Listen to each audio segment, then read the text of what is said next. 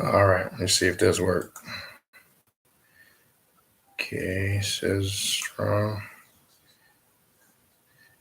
All right, I think we should be good. Connection looks okay. I'll wait to see if. All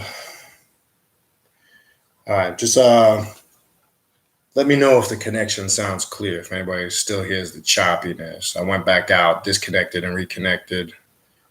So I'm not sure what that was. Hopefully that fixed it. So if you can hear me and it's not choppy or it's not breaking up, Oni, how does it sound? Everything? Well, you said you didn't have a problem, right? All right. All right. All right. So maybe it was just off. Well, just in case somebody watches the tape, I'm just going to briefly, again, go over the beginning portion. Again, Palo Monte is the more widespread practice aspect of Palo in the United States. You're going to find most people that are involved in Santeria / Ifa that belong to a Santeria / Ifa house are fully initiated as a Palo. They participate in Palo. You're going to find 75% or more people that are practice Santeria also practice Palo Monte. All right. And as I said, this is the more popular aspect of Palo. And this is why sometimes I think there's confusion as far as what Palo is. So we want to establish there are different spiritual paths of Palo. All right. So last week we went over this has its origins from the obviously it's from the Congo and Benin, more prominent in an area that I spoke of last week, which a lot of people don't really talk about as much when it comes to the occult and black magic, especially African black magic and witchcraft, is Central and Latin America. A lot of high science is practiced there, but not really talked about as much, especially for us here in the United States, because a lot of us with this type of spiritual system, we connect with the origins from the on here to the United States.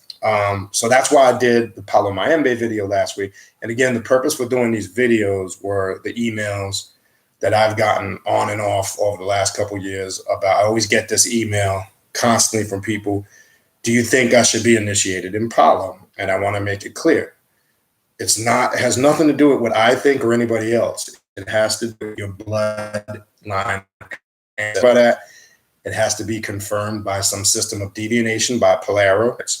That is confirmation that it is in your ancestral bloodline to be initiated in Palo. Then you as the individual would make the choice, do I want to go the traditional route and experience it from that point on? It's that simple. I also said in the previous, before the connection got bad, dealing with the traditional aspect of it, make sure you fully understand what you are getting involved in, because some people get caught up in the external trimmings of this path, and it's not one of those paths. Again, I'm making reference to some books I did last week and this week, and I want to make it crystal clear again that the books are not a telltale all. I'll be honest with you.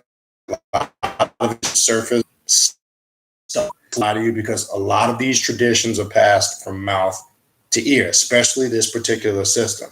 It's one of those type of systems. So the books will give you basics. They'll give you a general understanding. I'm trying to add a little bit to it so you can get a little better feel if this is something you decide to do or not. And we're talking the traditional aspect of it. I also want to make it clear, like I did with Palo, and how you do it. That's very important, because when you're working with a lot of these volatile spirits and energies, and I mentioned this last week, and I'm going to mention it again this week, and I'm not saying this in a religious, spooked out way.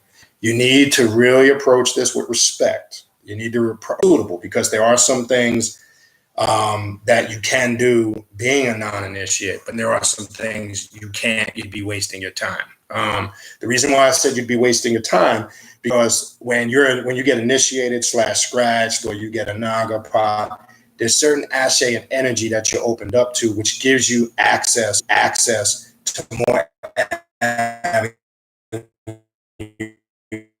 of working with energy. Now, sit there and say, oh, no, it's, they'll give you bullshit stuff like, oh, I can contact them with the power of my mind. It sounds good, granted.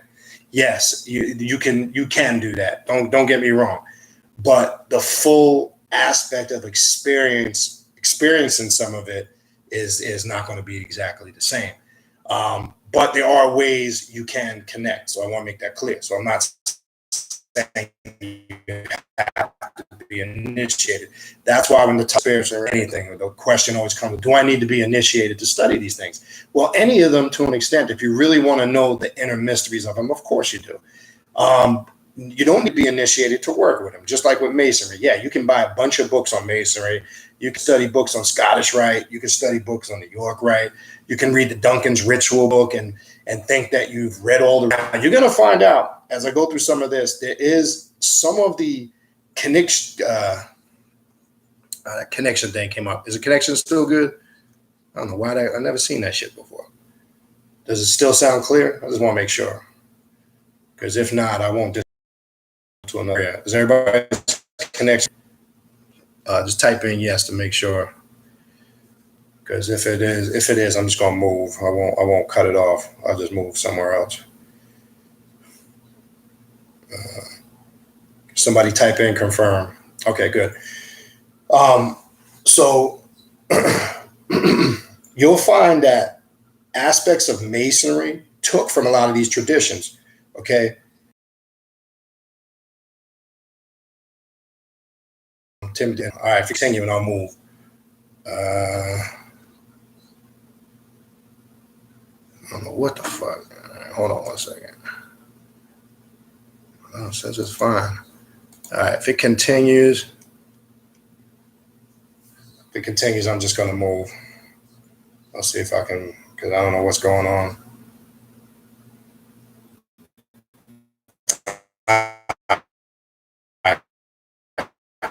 I'll stick to be this connection. I don't usually do anything in this room, so I'm thinking it's the location here. If it continues, I'll give it a few more minutes. If it continues, I'm just going to go ahead and move. All right, so you'll find, like I said, Masonry grafted some of the initiation aspects of it. Now, I want to make this clear.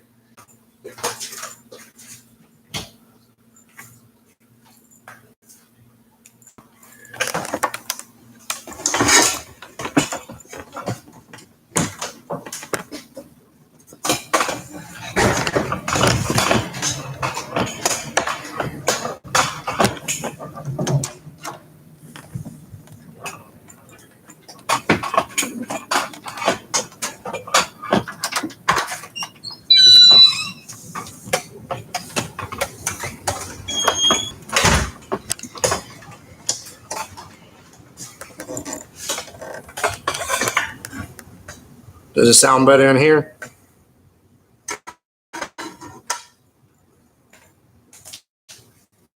Sound better? All right, so it's a location. Just bear with me. Let me grab my stuff. I'll be right back.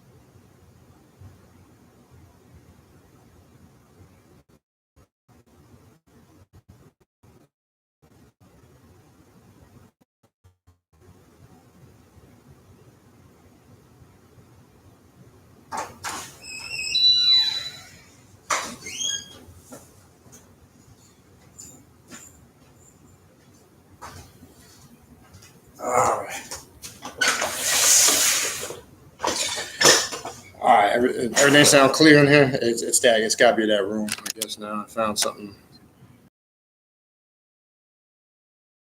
All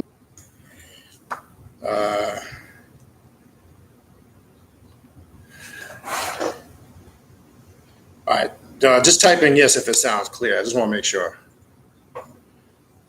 It's just I got company over.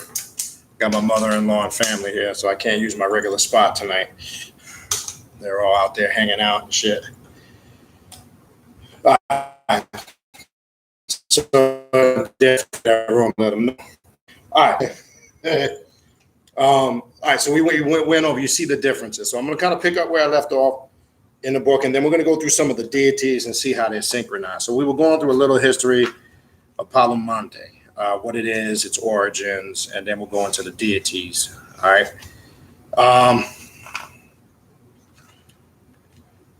Let me find my page again where I was at. Okay. All right. All right. So we were talking about, again, not getting caught up in the Hollywood aspect of voodoo and what this religion, for lack of a better word, if you want to call it that, is about. And bottom line is, if you're not prepared to do certain things, as I was saying, there's a lot of things Masonry unfold. There is an aspect of that in a lot of rituals. Your hands being tied. In certain rituals in Palo Monte, you are beaten with a bamboo stick. You're given lashes. It's symbolic. As I mentioned last week, depending on whatever spirit you're initiated in, there is the drinking of blood from animals such as chickens and goats. Sometimes you are forced to bite the head off of a chicken. Those images you can see to an extent. I'm bringing that up because I don't want to sugarcoat nothing, because again, I think some people get caught up in this whole African spiritual thing. They think it's some Alafia shit, or because they're not really understanding the full aspect of what this is about. So one, if you have a problem with animal blood sacrifice, it's definitely not the path for you.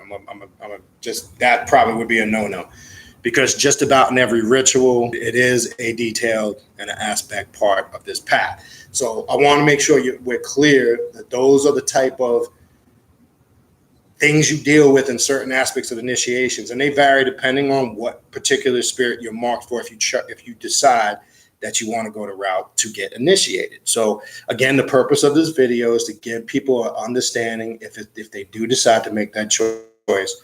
All right.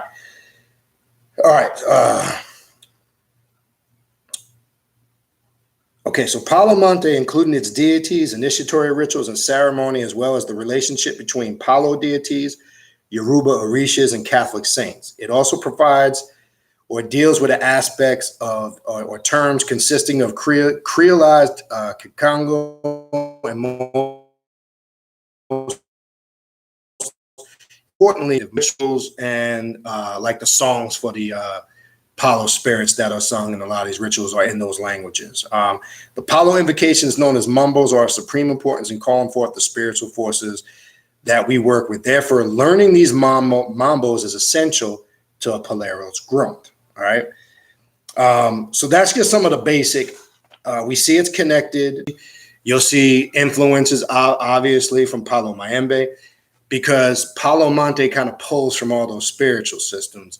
The Vodun pantheon, which is very similar in nature, as I said earlier, and as far as its intensity, you're going to find out that a lot of the aspects that you work with in that is all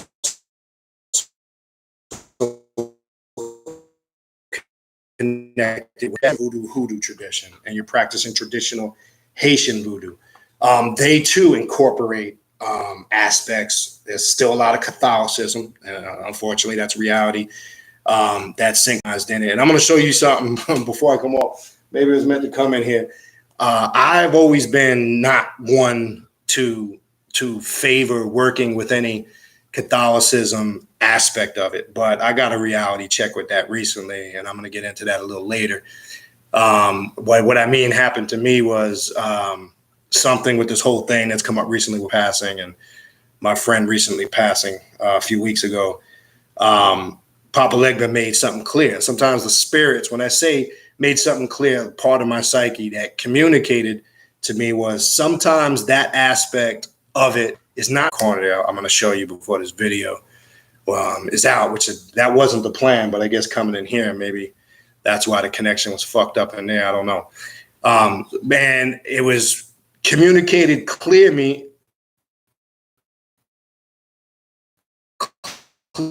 to me and say needed to be set up. And again, Papa Legba made it clear, not so for me, but for my ancestors. So there is that aspect. And I've been one, and this is what I'm trying to say. I always make this clear. Sometimes when you connect and tap into this energy, be prepared for the unexpected, because that's probably something I didn't even see coming, because it's something I never had any interest in. But when you are working synchronization, you kind of had to basically come to the grips and the understanding. It's not so much for me, it's from that aspects of spiritual people or family members that connected on that level spiritually. And you're going to find out, as it was made clear to me, that sometimes an icon or an image, because that's what the icon or the archetype represents, a focal point to make the connection, that the spirit is more comfortable connecting with that as opposed to something that, you might like. And that's just the way it is. So sometimes you get a reality check, and Papa Legba will do that shit to you. Papa Legba will basically sometimes embarrass the shit out of you just to teach you a lesson.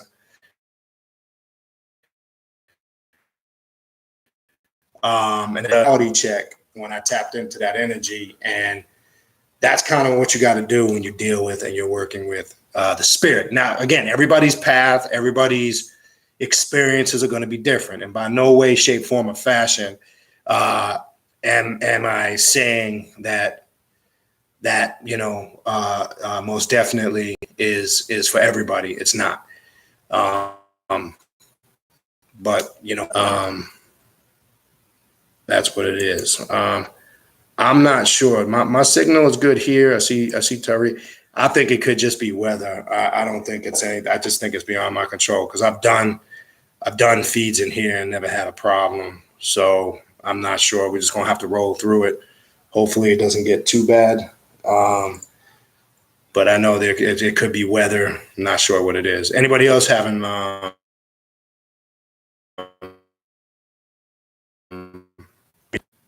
because everything looks good on this end. I haven't seen that message come on the screen. So if sound quality is good and it's clear, just type in yes, just so I know. Okay, I don't see anybody typing in. Nah, I'm not sure what it is. It could just be weather.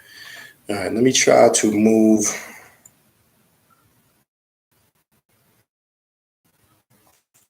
All right, let me try to move right. See if this clears it up. Get closer to the box.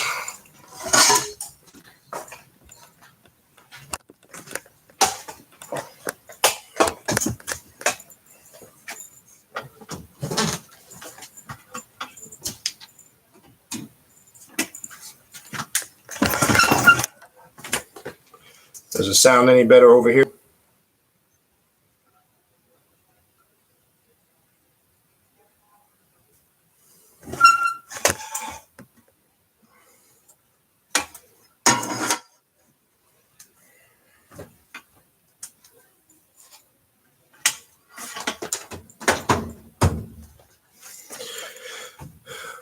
Does it sound any better over here?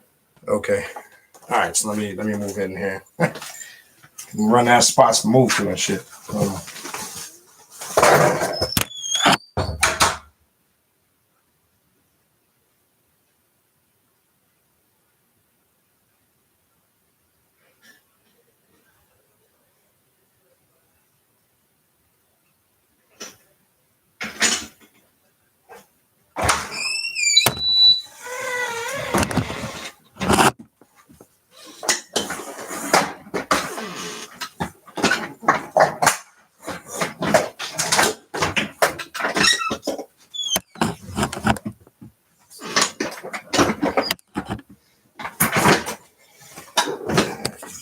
me.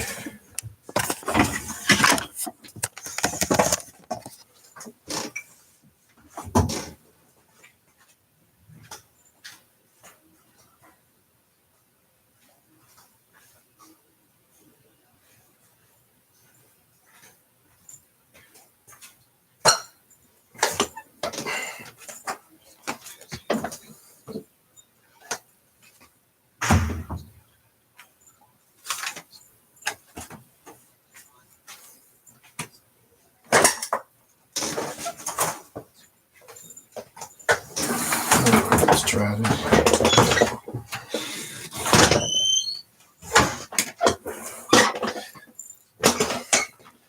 It sound better? Yeah, I don't know what's going on. Type in if it sounds clear enough. Because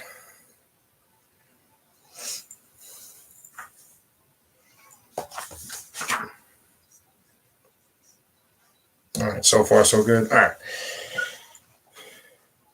Okay, cool. If it definitely does something here. Like I say, we have had storms on and off here all day. I'm not sure if it's something maybe passing through. Anyway, all right. So let's get into some of the actual deities. All right. Now, first I'll go through them, the most popular. Then we'll go through a few aspects of them, and then what we'll finish up with is some ways you can work with them. The good thing about this book here, though, they do have some simple rituals you can do working with the sigils. So very simple, effective things that you can do in working with them. All right. So you have these are the main deities, and then you will see who they're kind of synchronized with. You have Nikisis, Kimbaku, Zambia, who would be synchronized with Olodumare, Lucero, who you'll see Saint Anthony, they'll synchronize him with in Catholicism, and Alegua in Santeria. Tiambolo Terra, which is Obatala, and that's who Baba Raul Canzares is initiated in Palo. You will see that synchronized with Our Lady of Mercy, Siete Rayos, which is Shango, Catholicism, Santa Barbara, Madre de Agua, which is Our Lady of Regla, or Yemaya, Mama Cholo, Oshun, or Our Lady of Charity, Paten Liaga, or San Lazaro, Babaluaye, and Santeria, Zarabanda, which is aspect of Ogun, St. Peter or St. John the Baptist, Mariwanga or Centella Ndoki, which most people know by Centella Ndoki, which is Oya, which is a very powerful aspect in Palo of Oya. Very, very fierce, aggressive, warring is the best way I could describe it. Watariamba, or sometimes known as Buscarastros, and I think Vence Batalas, Saint Norbert or Chosi. Then you have Tata Funde, which is Odumilla. Not many I have been connected with get crowned with that spirit, but we're synchronized with Saint Francis of Assisi. Musalango, not really synchronized with a particular, Orishi Echo, but not, in some houses, it just depends. You also have Burufanda, which is Osane. That's a Palo spirit that, like Osane, it works with herbs, deals with that aspect. Mama Canada, which is Nanabuku, in Santeria / Ifa, synchronized with Our Lady of Mount Carmel in Catholicism, and Brazo Fuerte, St. Christopher in Catholicism, and Aganyu, Father of Shango, in Santeria / Isha. Ifa. These are the main deities in Palo. Now let's go through a few of them. All right. Now that you got just a quick rundown of them. All right. Let's get a few aspects of what they represent. And then now you will see, as compared to last week when we went through, there were some Palo Mayambe deities you probably we're not completely familiar with, because as I said, that's the unique thing about Palo Mayembe, is it doesn't really work with a lot of the Santeria Ifa slash stuff. All right. So Osane, right? We'll go through a little characteristics, and also known in Palo as Sindalu Ndu and Yembake Butanseke, called Osane in Lukumi, which is Ifa, because as god of plants, he is very close to every Palo's heart. It is said that Osane began the practice of making magical potions out of plants and storing the potions in gourds and calabashes many, many years ago. Now, you're going to find, if you've been initiated also in Santeria, your madrina, your padrino, or any one of your godparents, all of the herbs and amieros that are made for the ceremonies are done with the invocation of Osane. So I want to make it clear, it's the same thing in Palo. So the Osane aspect of Palo, the spirit of Osane, it's there, and it's also in Ifa Santeria. So it's very, very similar. Now, some will kind of classify when you're going through these deities that these are the more aggressive, darker aspects of the Orishi. That's the difference with Palo Monte as far as Palo Mayembe. So here we are, we have Osane, pretty much similar to Osane's functioning in Ifa slash Santeria. All right. Osane eats goats, roosters, this is offerings, especially fighting roosters, and those called silky. Ingredients for a gourd Osune include deer antlers, soil from at least 7 different places. This is now making a naga. It's going to get into, which I'm not going to go into all detail. You can read this on your own. You're going to see the naga pots are constructed a little bit different in Palo Monte as opposed to in Palo Mayembe, right? All right.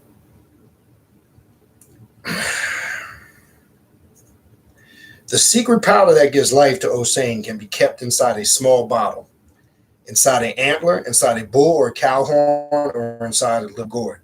Divination determines which one will be used. This powder is made out of 4 feet from a tortoise, 2 feet from a small parrot, meaning these are the animals that are sacrificed, okay? These are the animals that are used. Parrots gets into them. Again, I'm not going to go into the fighting roosters.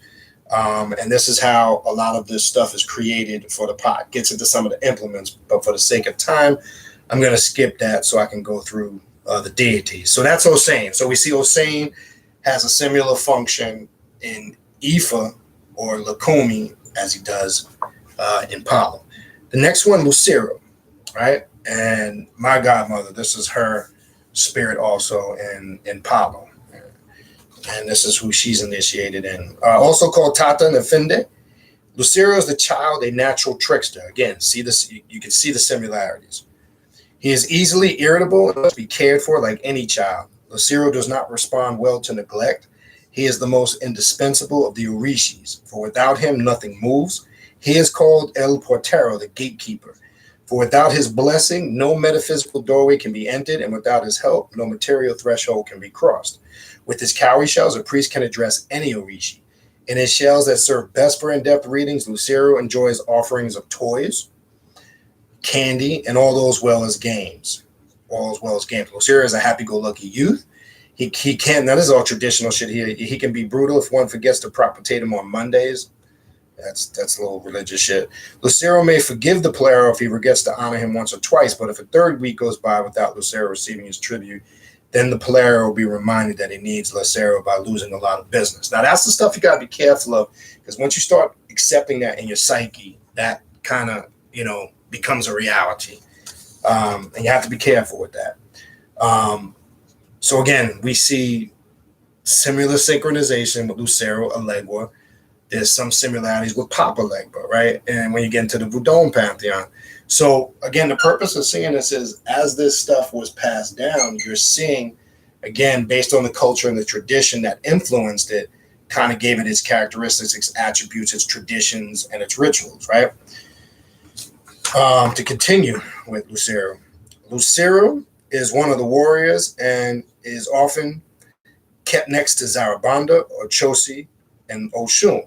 Osun, I'm sorry, O-S-U-N. Osun, not to be confused with Oshun, is an Akisi associated with Osain, representing the practitioner as a deity, a reminder of the inherent godhood within us all. Osun is depicted as a little metal rooster standing in what looks like a chalice. In Africa, Osun is a metal staff as tall as the practitioner, capped by tells people that the Tata lives there on the premises. Now, you'll also find out in Ifa when you get your warriors, it's the same, almost the same exact thing. Osun almost plays the same part. You get the same implement. So again, we're seeing a connection and a synchronization that's very similar. And again, to see the difference where it differs per se from this path and the path of Palo Mayembe. Very important to understand. Hold on, just checking this out real quick.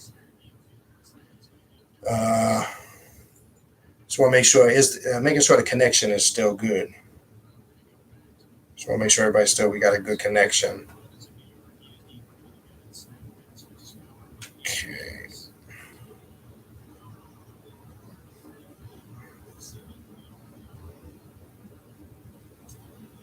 All right. Okay. Appears everything is okay. I'm just checking. Making sure on here it's okay on my phone, which it gives me a telltale. All right.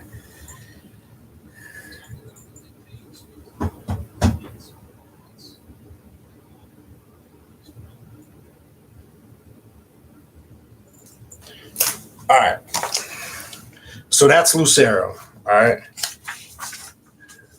Then, as you're going through the book, you will see there's some rituals that a non-initiate can do, drawing the sigils and things of that nature. You can go through that when you get your own time.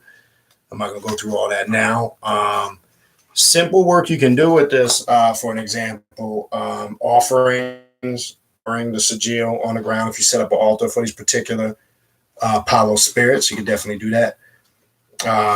You'll see as you go through the book, there's a whole bunch of different sigils, and I'm just going to give you a glance, and they all serve a different purpose. They're all drawn for a particular meaning. So a simple way to work with a lot of these sigils is drawing those sigils that synchronize and go in accordance with the work that you're trying to do.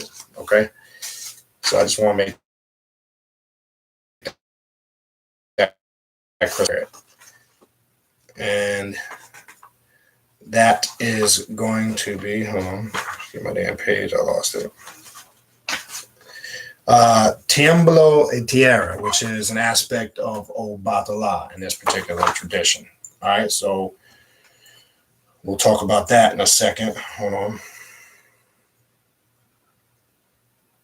Let me just reconnect this here.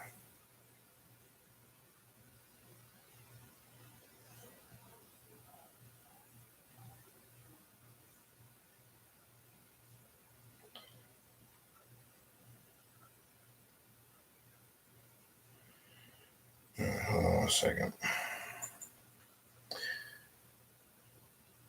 All right, so let's get into Tiemblo Tierra real quick. All right. Owner of everything white, protector of albinos, said to be his legitimate children, creator of human heads, intelligent, Tiemblo Terra brought fertility to the world by splitting into male and female halves. Now you'll see also in what they call Candomblé, you'll see Obatala depicted, which I'll show you that towards the end. The Obatala statue I have on my altar, when I work with that aspect of it, is kind of a masculine, feminine combination. It's hard to tell. You'll see him with his staff, face covered, kind of looks androgynous. I'm going to show you that towards the end. And that concept actually is influenced from Candomblé depicts Obatala like that, right? So you see very, very similar attributes, color white, animals, white doves, white she-goats, similar. Not much different than Santeria. So I'm sure you're kind of seeing the connection now. The next one, Siete Rayos, arguably the most popular of all the Palo deities. My father told me that this deity was actually a real king in South Africa named Sethawayo, who lived in the late 1800s and was considered an incarnation of the god of thunder.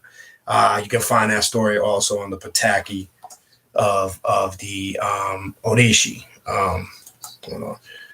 I just want to make sure we still clear. Can somebody type in that they can hear the sound quality and picture quality is good? I just want to make sure we're okay.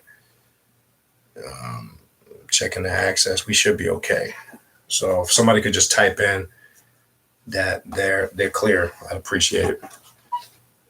Okay, good. All right. Siete does not like the dead for his vibrant personality, loves everything sensual, such as drumming, dancing, fighting, and copulating. He lives on top of the extremely tall royal palm trees. Again, you see the synchronization with Shango, not much different. But again, you're dealing with a more intense aspect of what it represents. All right. And I'm going through these quick. I'm not going to stay on these too long. That's Siete Rayos. Madre de Agua, which is an aspect of Yemaya in Palo Monte. Firstborn of Tiembla Tierra, same thing in Santeria. Wife of Brazo Fuerte, mother of all humanity. Madre de Agua rules the oceans, from where all life emerged. She is said to possess wisdom as vast as the ocean and can offer her devotees unimaginable riches. All right. Very similar to Yemaya. Some of her characteristics, her colors, blue and white, same. Watermelon is her fruit. Animals, ducks, roosters, sheep. So when you, again, if you're familiar with Ifa, you see it's very similar. The next one, Mama Chola, right, which would be synchronized with Oshun. This is actually the Palo spirit that came down and marked me, Zarabanda, at a Palo Misa when Mama Chola came through. You also had an aspect of Mama Chola and Palo Mayembe. So you will see a few connections there. But again, I want to stress, as I did in the beginning of the video, a lot less. All right. Orishi of beauty, very vibrant, known for her expansive laughter. She's the goddess of love, but is also a fierce warrior. And let's also understand that, because it's not just the materialistic things. Mama Chola rules all rivers. She loves her devotees, but can be brutal with them if they fail to meet her expectations. Once Mama Chola turns against the devotee, she may never forgive them. And they say Oshun people hold grudges. They never forget. They might forgive, but they never forget. And you don't want to piss that. And when you're working with this energy, you don't. That's why I was saying in the beginning, make sure you approach, because when we talk about working with darker spirits, darker energy, right? There comes a approach. Again, when I say approach with respect, not fear, not religious fanaticism, but, respect, use common sense, use wisdom, use knowledge when approaching working with this type of energy. And part of the aspect of being an adept of the black arts, quote unquote, is knowing how to do just that, adapt, make the adjustments. Because when you're working this path, as you know, as you work this path, every spiritual system has its own flavor, for lack of a better word, its own energy. You can feel and tap into the energy. You can sense the difference between the energies when you're working with them. That's very important. And as you get more familiar with it, you'll know how to approach. You'll know what rituals to do. You'll know what to prepare. You'll also be very aware of what not to do, because sometimes that's just as important as knowing what to do. And sometimes we forget that. So when you're working with these darker, more powerful, intense energies, education is key. And as I said before, I said last week, and I'm going to say it again this week, your intent is the key. If you have the right intent and you approach it with respect, with awareness, you won't have a problem. Trust me. All right. So Mama Chola demands that promises made to her be kept. Priests who work with Mama Chola must be paid in advance and in full for their services. And some of her attributes, colors, yellow and amber, Fruits, oranges, yellow cantaloupes. Her herb is chamomile. Beverage is beer. She likes honey, cinnamon, very similar to Santeria / Ifa. All right. Let's go through Zarabanda. Probably one of, and now you'll see that Zarabanda, an aspect of Zarabanda in Palo Monte, an aspect of Zarabanda in Palo Mayembe, but they're a little bit different. We're kind of going to go through that. All right. Owner of iron, so respected in those parts of Africa that worship him, that swear on him is accepted in the court as equivalent to swearing on the Bible or the Holy Quran. That's all religious shit. So keep in mind as I'm going through some of this material, because remember, the author that wrote this book is Cuban. He's influenced by Catholicism. He's also influenced by Santeria / Ifa. So understand that as I go through some of the material, you be wise enough to, put some of it in its proper place. He is one of the 4 Nkisis, collectively called the warrior. Zarabanda is present where even iron is found. All right. He is therefore almost always found in Naga, since most are contained in iron cauldrons. To prepare a Zarabanda deity, the following ingredients must be gathered. Now, remember, we went over a Zarabanda cauldron last week in Palo Mayembe. It's not the same in Palo Monte. Watch. Similarities, not as many, not as much elements. A stone picked out in the wilderness, certain human bones. And again, I'm not going to get into, don't ask where the human bones come from. Soil, a horseshoe, handcuffs, an iron chain, an iron ball, mercury, 2 bottles of rum, dry white wine, cigars, and a pigeon. A small black dog must be sacrificed. His skull must be kept forever in the cauldron. So if you do love doggies and you get marked for Zarabanda, guess what? You're not going to want to do this ritual because there is a black dog sacrificed for this ritual. The ritual must begin at midnight. Similar. The vulture Mayembe must be praised by singing Dio, Dio, Dio, Mayembe, Mayembe, Mayembe. That's one of the chants. When you go forth to the wilderness in order to find the required stone needed for Zarabanda, take an egg as his offering. I'm going to skip some of this because it kind of shows you how some of it's gathered up. Now, a good Palero or a good godmother or godfather, and again, just as I say, there's a lot of hustlers and con artists out there. There are some sincere people that have a high respect for this system. And I was fortunate enough, I didn't have to deal with a lot of the con artists and the hustlers. I was able to steer clear from it for the most part. And I'm grateful for that because I've heard afterwards and during them times, horror stories of people, as I said before, that got taken for their money. I want to make this clear, as I said last week. You cannot order a Naga pot online from somebody. Okay, let's make that clear. You cannot get a Ishu or a Lego prepared from somebody and given to you. If you're trying to be the Amazon occultist, I know Amazon is great. I love it too. But you can't buy your spirituality on Amazon and the internet. You understand what I'm saying? This is not you can't buy the Palero starters kit. I'm gonna keep it real with you. Unfortunately, some people want the quick, easy way because they want the credentials and they want the titles, but they don't want to do any of the work to get it. And that's not how it works, especially in this spiritual system. So as I warned people last week, because I get emails on that over the last couple of years, the horror stories that some people went through, the experiences. yeah, you got to go to nagapot.com. Yeah, you can pick out the Naga pot you want.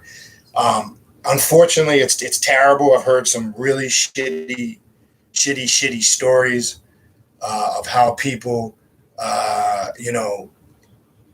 have gotten taken for a large amount of money. I mean, it's unfortunate, but at some points in some of these stories I've heard, I don't know who to feel more stupidity for, the people that got taken for the money or the people that took the money, because some of the stories that I've heard, the individual that got taken for their money should have been, some of it was common sense. So that is another reason for going through these videos, because Palo over the last several years, quote unquote, in the occultist circle has become, a big thing. You got a lot of people that talk about it. And then in the last several years, all these tatas and wannabe Paleros have popped up online, offering all these crazy services for large amounts of money that they could do this and that for you. As I said, a good godparent, a good Polaro, and a good house will educate you through the process as they're taking you along. Like for an example, as you go through your initiation, they will take as they're making things, showing you things. A good Polaro will educate you on what they are doing because you need to know that as you move forward. I also want to make this clear.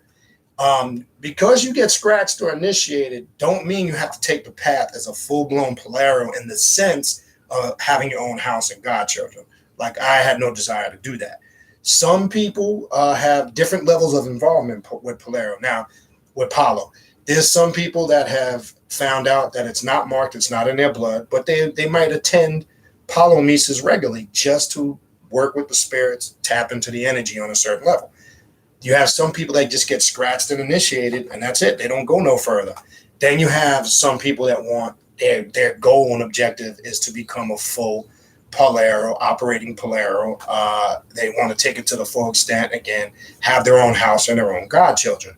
So I bring that up because if you decide to traditionally take this path, you should be clear on what level of involvement you want. Now, unfortunately, for myself, as I started to get involved with other things, I had less of a desire, not just with Palo, but also with Ifa and Santeria. I started to gravitate altogether away from it because of, again, with all due respect, like I said, I am still, I communicate, with my godmother to a certain extent, and I stay in contact, but I'm not involved. Because I just saw it became like every other religion, a system of serving. So I made the conscious decision to start gravitating away from it and moving on to other things, the more intense and more higher spirit paths of black magic. Because I found through those systems, you can tap into all of these systems. And I found out some of it, in a sense, was a game because you're always staying loyal to the money game. You need to do this initiation, that ceremony. You need to do this, and it's like a never-ending thing. But that was the conscious decision that I made. So you need to also understand what level of involvement you want to have with it, if that's the choice that you make. All right. All right, so that's Zarabanda. All right, and like I say, I'm not going to go into everything for the sake of time. It gets into a little more in depth and detail of the cauldron. But what we'll finish with is some of his attributes: green and black, same thing as Ifa. Some of his fruits are African yams, green plantains. Zarabanda, like in Ifa, he likes fire water, a very, very extreme powerful liquor. Animals are dogs and young bulls. So you see again, there's that connection. Okay. All right. The next one, Centella Ndoki, or aspect of Oya. This will be the final one. These are, again, we're just going through the main. You're going to find out most of these Palo Monte houses.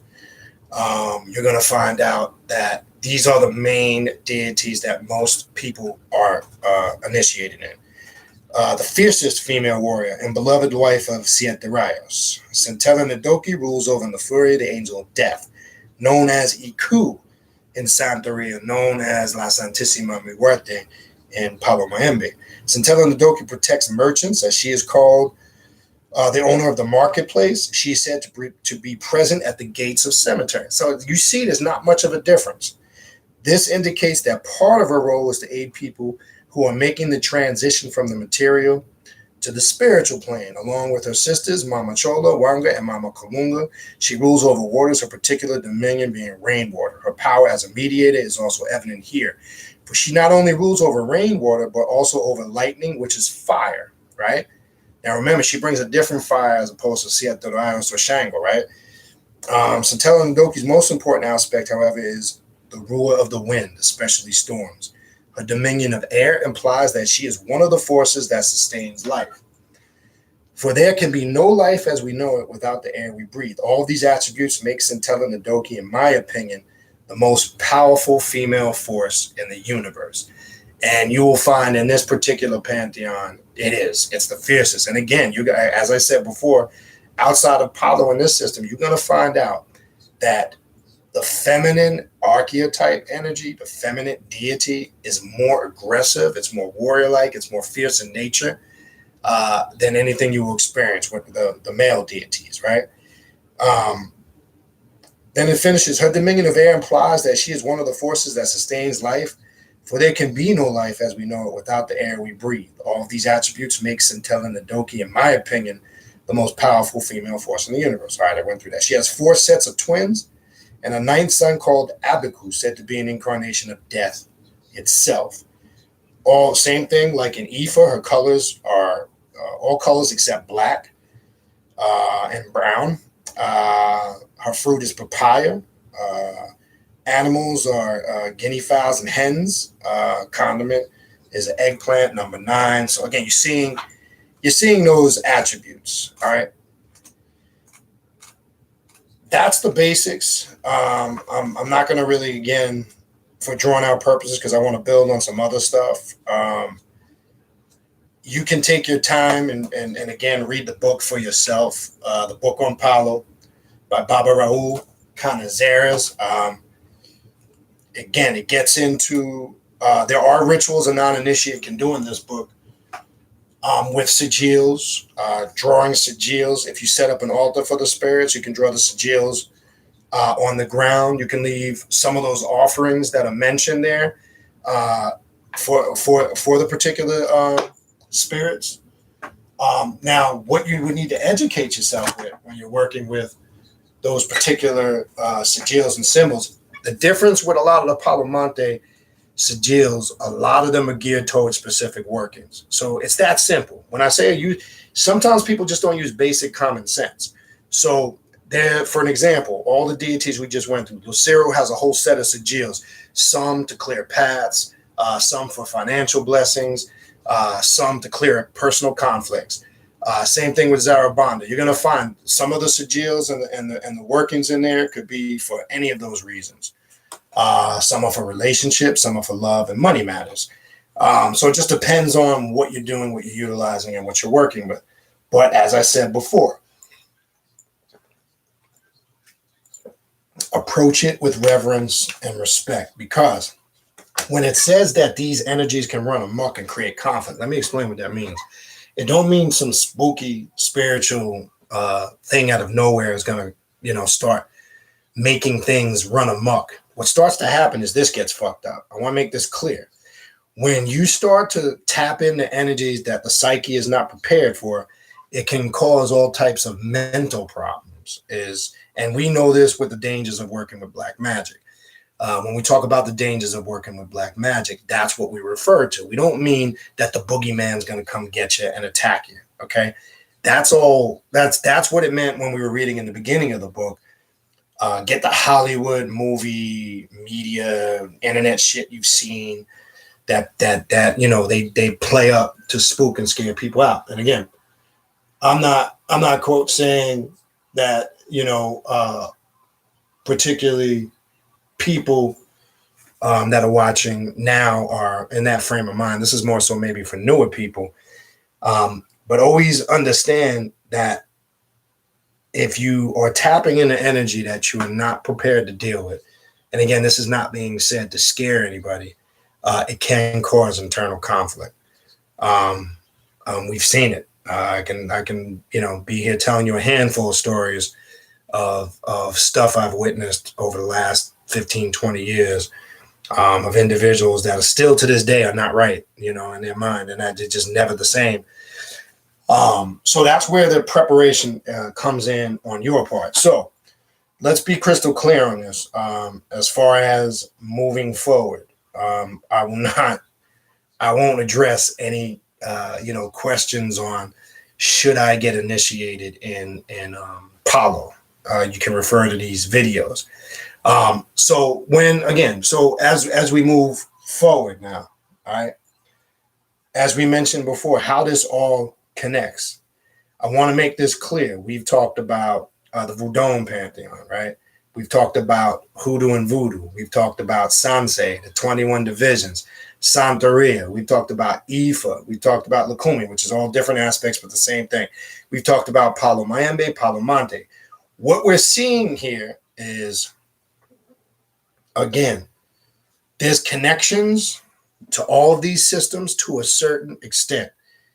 They're not the same in the sense of how you approach them, right? So now you see with Palo Monte, you're basically working with the Orisha, but a more intense, aggressive aspect of it. They consider the spiritual aspect of the dead of these particular Orishi, or the darker side.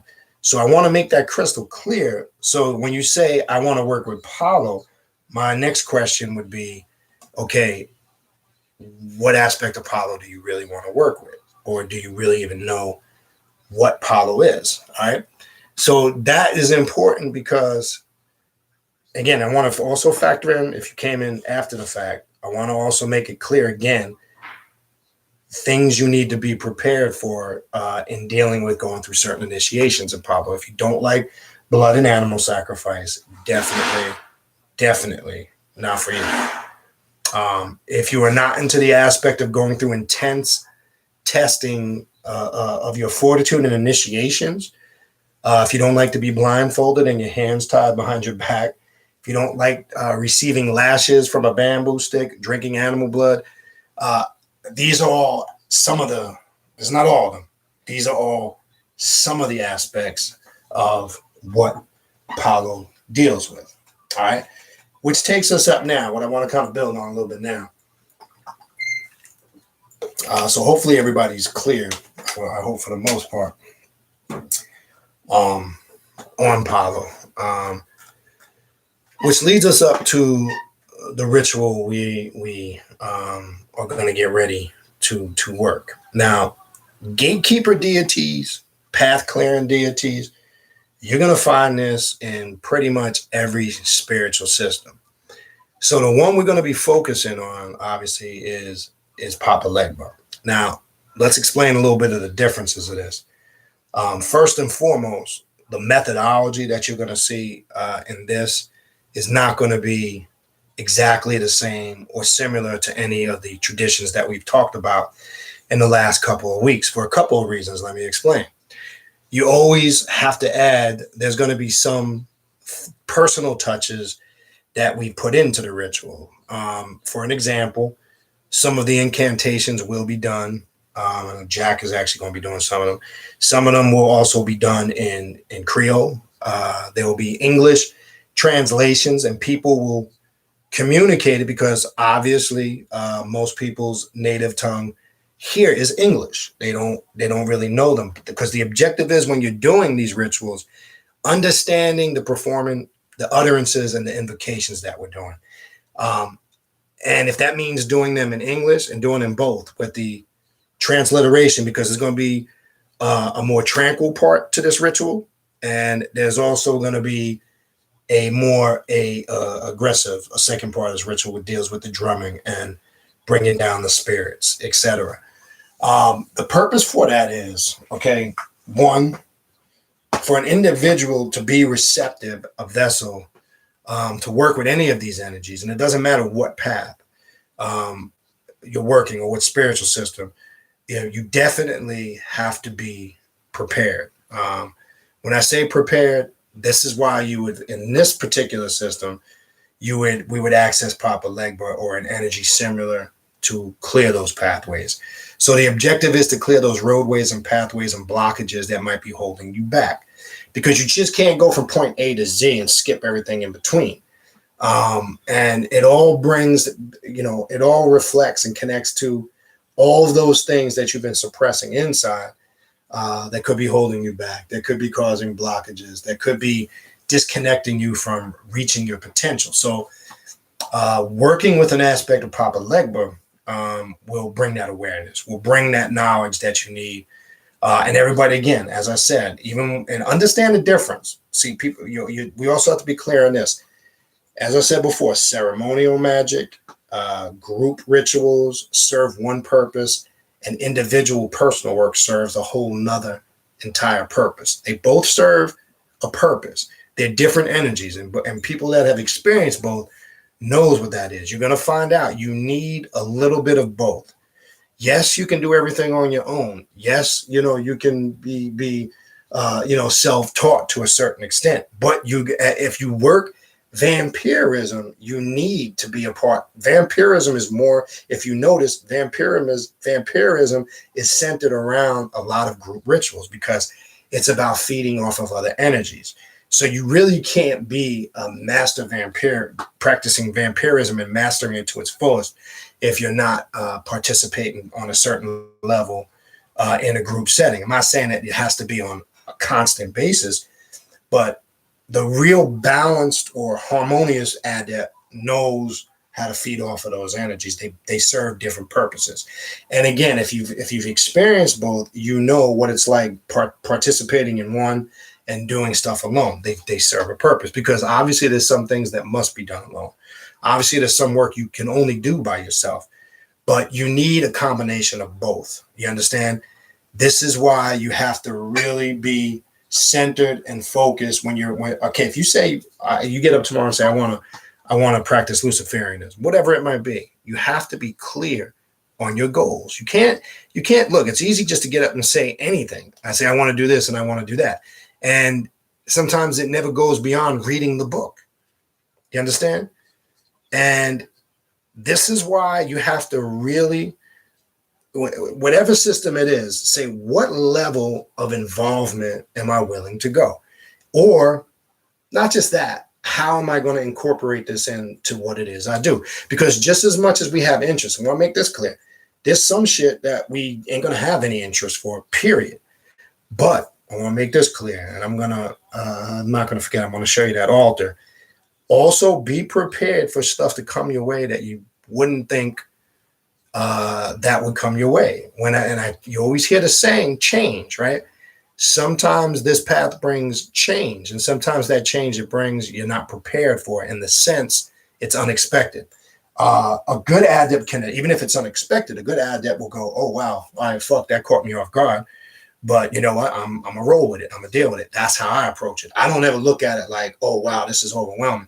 Or I don't ever like, if I get a clear communication. Now I know, yes, there are tricks to spirits. Be careful of that. There are tricks to spirits that can come, and they're harnessed by certain energy that you can send out. And this is why I said, when you're doing work, especially at your altars, when people always talk, and this is another question that comes up frequently, grouping certain spirits and archetypes together. This is why, another reason why I said, be careful of doing that, mixing unalike energies together, because it can attract trickster spirits where they can personify and appear as what you want to see them as. So I want to be clear on that. So that is a very important aspect to know. If you group the same energies together, you will have no problem. It doesn't matter if they're in different paths, as long as they're synchronized with the same type of system that you're trying to work with. Well, like I say, when the change comes, you're able to embrace it, because, again, as I said, one aspect earlier with the whole Papa Legba thing was a whole different awareness that shot my way that I wasn't expecting. And again, a good adept will just embrace it and get past their personal dislikes, meaning I always had a problem, as I said earlier, wasn't too crazy about some of the religious influence in some of these paths. Because unfortunately, in this day and time in America, all these paths have been influenced by Catholicism or some form of Christianity. But it was shown, again, as I said earlier, to me in a whole different aspect. And it was something that a change I had was required to make because of working with certain ancestral spirits. Because Papa Legba, for an example, when that energy started to come through, a couple months ago or whatever, for whatever reason, out of the blue, communications were made clear. These were paths that were blocked, and Papa Legba was put in that path or roadway to set some things clear, saying, look, this is what you need to do. This is where the disconnect is. And this is what will take it, quote unquote, to the next level.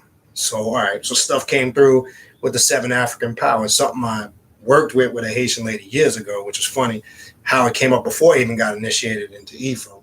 I actually ran into this lady.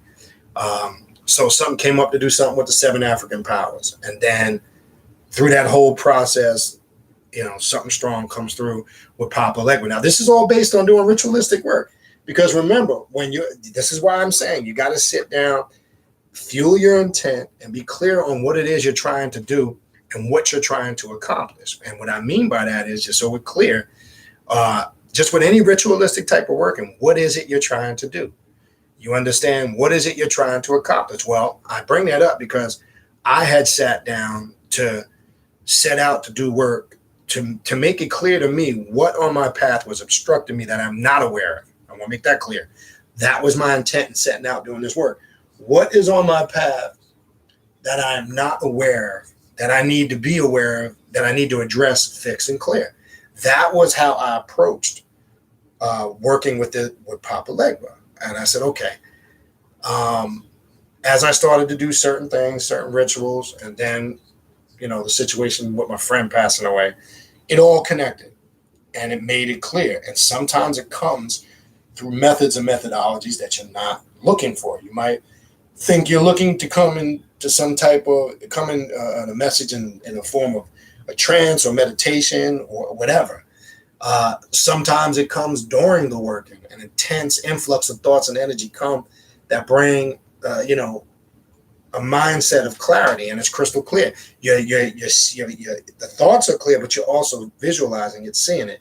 And that kind of also starts to connect to your spiritual dreams, right? Then you'll find, we're working with a lot of these systems, and this has been going on with me for the last 3-4 weeks, the dreams become super intense. The community, because remember, Papa Legba being the gatekeeper and holding the key to opening those spiritual paths, you will find your dreams start to seriously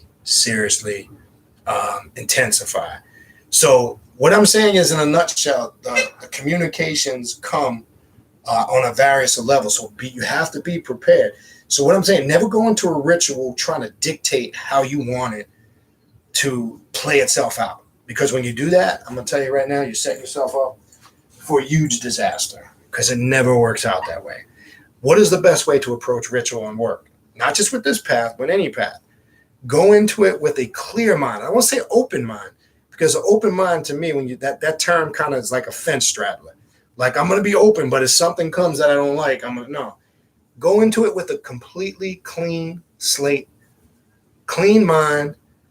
Don't go into it with any preconceived notions. Don't try to go into it with, this is what I want to happen. Because the fucked up part about it is, and we do it unconsciously, you'll go set out to do a ritual, and you already have in your mind how you want the outcome to play itself out, when you should just be focusing on a solution and a result to what you're trying to achieve, but not trying to dictate it in the sense, because sometimes if you're trying to influence it to turn out a certain way, it's because usually the complete opposite of it is what you fear of happening. And that's why we do that, whether we're conscious of it or not. So when you're going into this work, I say go in with a completely clean mind, and go into it with a mind where you're not dictating what's trying to happen. Because if you're really about embracing the change, this is where some people run on this path, right? I don't care what spiritual system you're I don't care if you're working with demons. I don't care if you're working with Luciferianism. I don't care if you're working with vampirism. I don't care if you're working with Palo, whatever it might be. If you're going into it with a mindset that you're not prepared to deal with the change, this is where most people get to that fork in the road and they turn back and go back to doing what they were doing, because there's a certain fear mechanism that goes off in their head, because when it doesn't turn out to be the way that they want it to be, and I've seen it, and I'm sure we've all have, and we'll continue to see it, what they'll tend to do is find a justification to leave and go back and do what they used to do. And then, as I said before in last week's video, for an example, if they left Christianity or Buddhism, when they go back, they go even harder than when the first time they left, because now they need to so much mask and engulf themselves in some spiritual bullshit to cover up the shit that they're running from. They think that that's going to be a blanket and that's going to cover them up from what they fear. And it doesn't, it just intensifies. So I want to make that crystal clear. And it all boils back, even if you go into the Satanic Bible, right? And if you go into the companion of the Satanic Bible, the rituals, of the Satanic rituals, where it gets into the satanic ingredients of black magic, right? And I would recommend any black magician to read that. If you don't have that book, I would suggest you get it. You should read the Satanic Bible in its entirety, because really, obviously when we were younger or kids, and when we weren't on this path, because I don't think any of us were on this path when we were young children, we were spooked out with a lot of shit like that. And basically all that is promoting is self-deification, path of self-mastery. We want to make that crystal clear. All right. So this is important to understand, because the satanic ingredients, quote unquote, of black magic, one of the aspects that it deals with in there is intent, right? It goes through intent. It goes through imagery. It goes through timing and planning. I would suggest individuals get that and read it, because you can take that and apply it and use that quote unquote blueprint and use that for any spiritual system that you work. Use it as like a checklist. You understand? Use it as something like a little planning tool if you're unsure. Because if you use that format, it doesn't matter what it's for.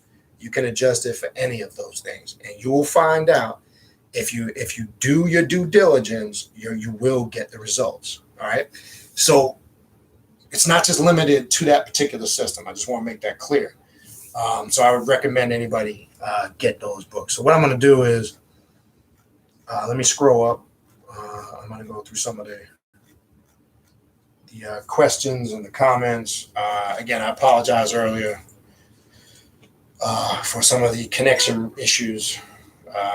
Don't know what that was. I guess it appears to be okay now. And what I'm going to do is go in there before I finish to show you that one voodoo altar that was set up. Even though it has a lot of images affiliated with Catholicism, this is what I'm saying. And that's something that I never had any interest really in working with. Even though it's influenced there in Ifa and Santeria, it's still hardcore in voodoo today, even in the Haitian voodoo communities.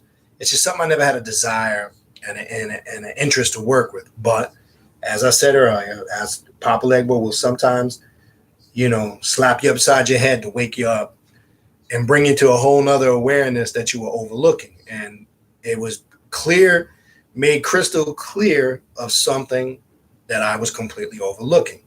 Because sometimes you're unconscious, that you're not aware, that you're trying to dictate the situation in the sense that you're not seeing the change and the results right there in front of you. All you got to do is reach out and grab it.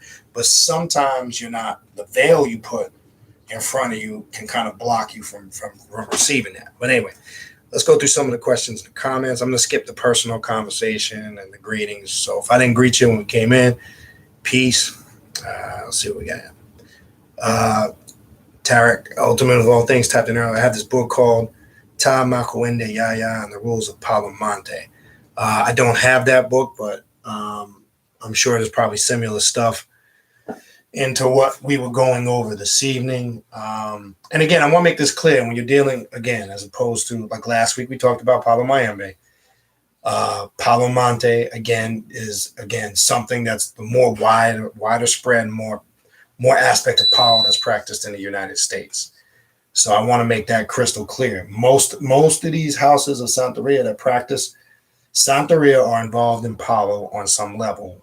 Doesn't even matter if they're fully initiated or scratched or Paleros, you will find that they are involved in Palo Monte on some level. And I wanted to show the difference between the two. There is a difference, all right? And notice some of the traditions are going to vary from houses. I want to make that clear. So are you going to see everything identical? No. Are you going to see the core base practices are similar? Yes, they are. But sometimes the way of doing things are going to vary from house to house. And that's how that operates. Same thing in Ifa and Santeria, right? All right, so let me skip through some of this stuff. This is earlier.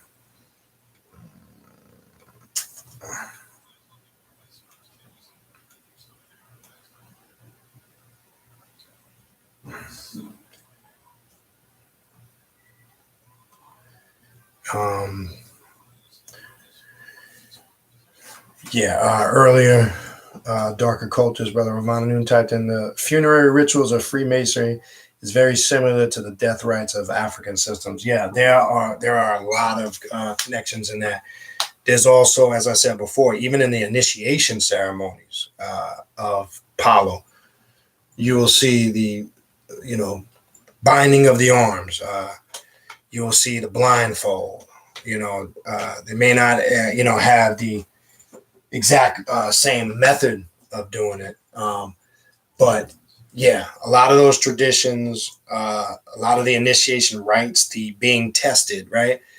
As we said before in Freemasonry, depending if it's, Prince Hall Freemasonry, International, Free and Accepted, Ancient Free and Accepted, what actually takes place in those rituals varies. Some of the lodges incorporate some of the physical aspects of those initiations, but you'll see there's a lot of things in Palo Monte. If you've gone through a Masonic lodge, you will see similarities being tested on a multitude of levels. And if you don't like to be blindfolded and stripped down pretty much to just your underwears or your drawers on, barefoot.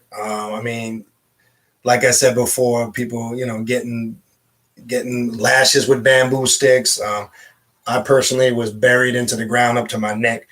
Snakes being put around you. Just what are these things done? The gunpowder thing we talked about last week. Gunpowder put on you on your back and set off and exploded. If you're not willing to go through those types of tests, it's not a path for you. Again, as I mentioned before, drinking animal blood, usually chicken and goat blood, just depends. Biting the heads off of chickens is pretty much something you do in most of the initiations for most of the spirits. So if you're an individual that doesn't like animal blood sacrifice, etc., it's probably not a path for you. It's probably not something you want to do. But you will see a lot of the initiation rites, the systems, a lot of it's connected to Freemasonry, even the death rites. They have the Lodge of Sorrows, is what they called when a Mason dies, right? There's a ritual and a ceremony performed called the Lodge of Sorrows, where they cloak the altar and the lodge in all black. And there's certain invocations that are done that kind of prepare the individual to kind of make that transition from this realm to the next realm. Now, regardless if that Mason had a religious faith, they still perform the Lodge of Sorrows. And most Masons will have that in their quote unquote, if it's their will or their request, if they pass on. And the lodge that I belong to, since I've been there, I've attended 3 Lodge of Sorrow rites. And again, you will find out that you will see a lot of those spiritual traditions were heavily influenced in that. We also talked about, when we were talking about Voodoo, right? Plug this up real quick. When we were talking about Voodoo, remember, for an example, over in the Caribbean, and there's a lodge that we visited once a year. We go over to the Bahamas because we do work with lodge over there in Bahamas, where they visit us and we visit them. And you will see that the way that they practice Masonry incorporates more occult and spiritual aspects than mainstream Masonry here in America. Same thing in Haiti. They'll incorporate, like Baron Samedi is very incorporated into the work they do there in the lodge. So it's a little different. But again, the influence and the connection is there. And again, as I said, in Palo, you will see some kind of things that can appear Masonic. All right, so what else we got?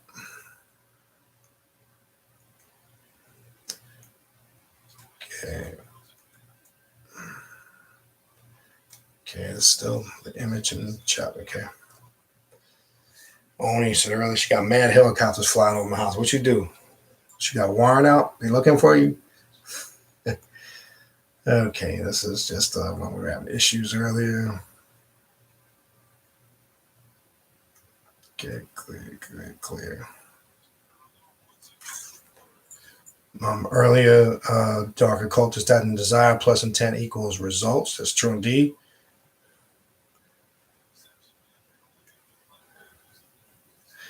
Okay, Andre Polk typed in earlier. I know some people that have been scratched and don't know shit. They still ask questions about Palo, like what is a mob? I mean, listen. I'm gonna tell you this because most of those people that don't even understand the basics of it probably came up under somebody that didn't have their best intention in mind. Unfortunately, and I want to make it clear, even though there's a lot of con artists and hustlers out there, there are some good, true people out there. But the challenge is, and this always comes up, and we talked a little bit about this last week, is finding somebody sincere to work with. Now, I'm gonna tell you this. Having said all that, I mentioned this last week, and I'm gonna mention it again. Now, if I knew what I knew now, I probably wouldn't even attempted to do half of the shit that I did then. But unfortunately, I didn't know what I knew now. If you decide, or anybody watching decides that they want to go the traditional route, I would just say do your due diligence. Try to find a couple of quote unquote houses that you can visit. I wouldn't just jump into the first one. Now I know geographical location can play a large part in that, because in some areas it might be hard to find houses of Palo, etc. And it's not just Palo. Shit, I found in Masonry. There's dudes that have been Masons for years. They don't know shit about Masonry, because what they do is they buy their way through the degrees. You understand? Yeah, because Masonry is one of them systems you can bullshit your way through. As long as you pay your dues, you attend meetings. You ain't got to even attend all of them, but attend consistently. And pass your 3 degrees. And then if you go through the Scottish Rite, you can buy your way through that stuff. That's the problem. For people that don't know their craft, that's kind of on them, because if you don't know it, and I said before, when I always bring up the point, there will be times where you will be required to show and prove and demonstrate your power and wisdom as an adept. You definitely can't fake the funk on this path, because you will have to show and prove. It goes deeper than reading a book and claiming a title. And that's part also of doing the group work, because when we get together and do the collective rituals once a month, that's what it's kind of for. Because now you'll see, as we've been doing these, there are other people now stepping up and participating and doing things in these rituals, because I've made it clear, look, it's not just about 1 or 2 people doing it. If you about it now, you step up there and you keep the flow of the altar and the energy going for everybody here. You understand what I'm saying? So you'll be required to show and prove that on a group level, and of course individually. But the only person you phone, like I say, it's easy to put on a dashiki and an ankh and a leke beads and say Alafia and Hotep and Ashe. That's easy to do. And you could be fooling everybody. Everybody, oh, that brother, that sister, they real spiritual. Why? Because they say Ashe or Hotep and they're wearing African garb. That makes them spiritual. They could be the most corrupt motherfucker that you ever met in your life. You don't know that. You know what I mean? But it goes to show you how the mind is trained and conditioned, because you're looking at them thinking they look spiritual, so they must be spiritual. Then you could just take the average motherfucker that just wears regular everyday clothes. You know what I mean?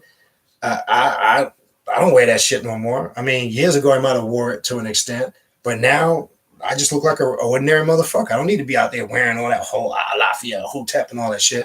But you can confuse just the average looking person who may not be wearing all the external trimmings all the time, and they might know 10 times more than the Hotep looking motherfucker. You understand? And we can't fall on that trap. Just because a motherfucker says Hotep and they got on a big ass ankh don't mean that they know shit. Okay? And I'm fine. And I literally mean that because in reference to your point, Andre, this applies. There's motherfuckers that study quote unquote comedic consciousness, and they fucking spooky as hell and they don't know shit. So that's not on this path.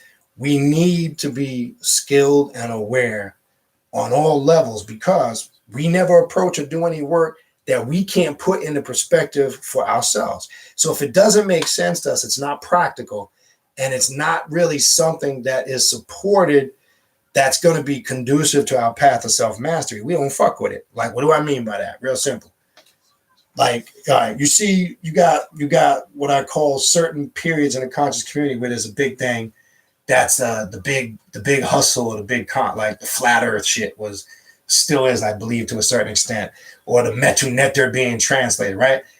To us on this path, what purpose does that really serve? So why am I going to waste my energy getting into a dialogue, debating if the Metu Nectar was actually deciphered or translated? Is that really important to me as an adept of the black arts? No, because when are you ever going to speak Metu Nectar? When are you ever going to utilize it? It's nice, all right, it'd be a nice little conversation piece. But at the end of the day, knowing if it was or was not isn't putting money in your pocket, isn't fixing your personal life, isn't correcting your immediate environment and surroundings. It's just a nice historical conversational piece. So how we as adepts would approach it is, I wouldn't want to invest my energy and time in that nonsense. One, because I really don't care.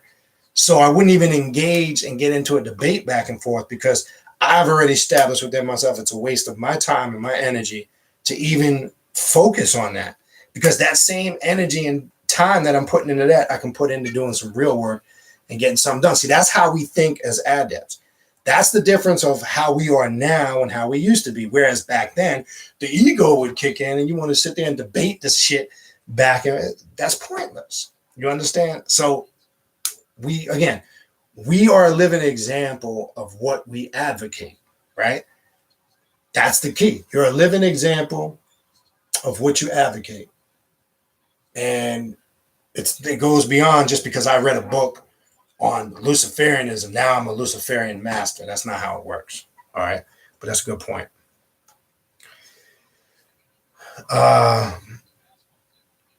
Darker Cultist typed in earlier that the demonic feminine energy is a strong destructive force. It will bust. Yes. I was talking earlier again, and this is my experience. Now, again, people might have their own experiences. Maybe you work with more male archetypes and you might beg to differ to that. That could be, because that could be what your frequency is lined up with. But I can 100% attest. I don't care if it's the Dravidian aspect, if you're dealing with Kali, or if it's Kemet or Egypt and you're dealing with Sekhmet. I don't care if we were talking about the aspect of Oya and Palo. You will find that these feminine archetypes are very warrior-like and aggressive in nature, and they don't play. They can bring a whole whirlwind of destruction, which will bring about an abundance of change. But when they bring that change, it's in a rapid, fluid, very destructive and volatile motion. So when you're working with those type of archetypes and spirits to bring about change, that's what you need to prepare yourself. So if I'm going to go do a working with Kali, I'm going to make sure I'm prepared to something to come swiftly, quick, and intense. Because if you're working with Kali, the vampire aspect of it, and I want to make this clear, it's not just about sex, all right? Because that's the other thing we got to stop with these feminine archetypes. Is sexual energy important? Of course. Is it there? Of course. But one thing that kind of gets me nauseated to my stomach is everybody just thinks Kali. Oh, you know, these women, oh, Kali, man. It's the sexual energy of Kali or Oshun. Everything is the sexual. It's deeper than that. Remember, I mentioned it's especially Mama Chola and the Palo aspect of Oshun, and even the paths of Oshun and Ifa. There are fierce warrior, aggressive, and very volatile spiritual paths of those archetypes. So I'm not, again, we'll make it clear, I'm not saying the sexual energy thing isn't there, but let's not act as if that's the only thing that's there, because that gets me nauseous when people just folk as if all these feminine archetypes, the only thing they're good for is sexual energy, and you don't know how to work with them. You understand?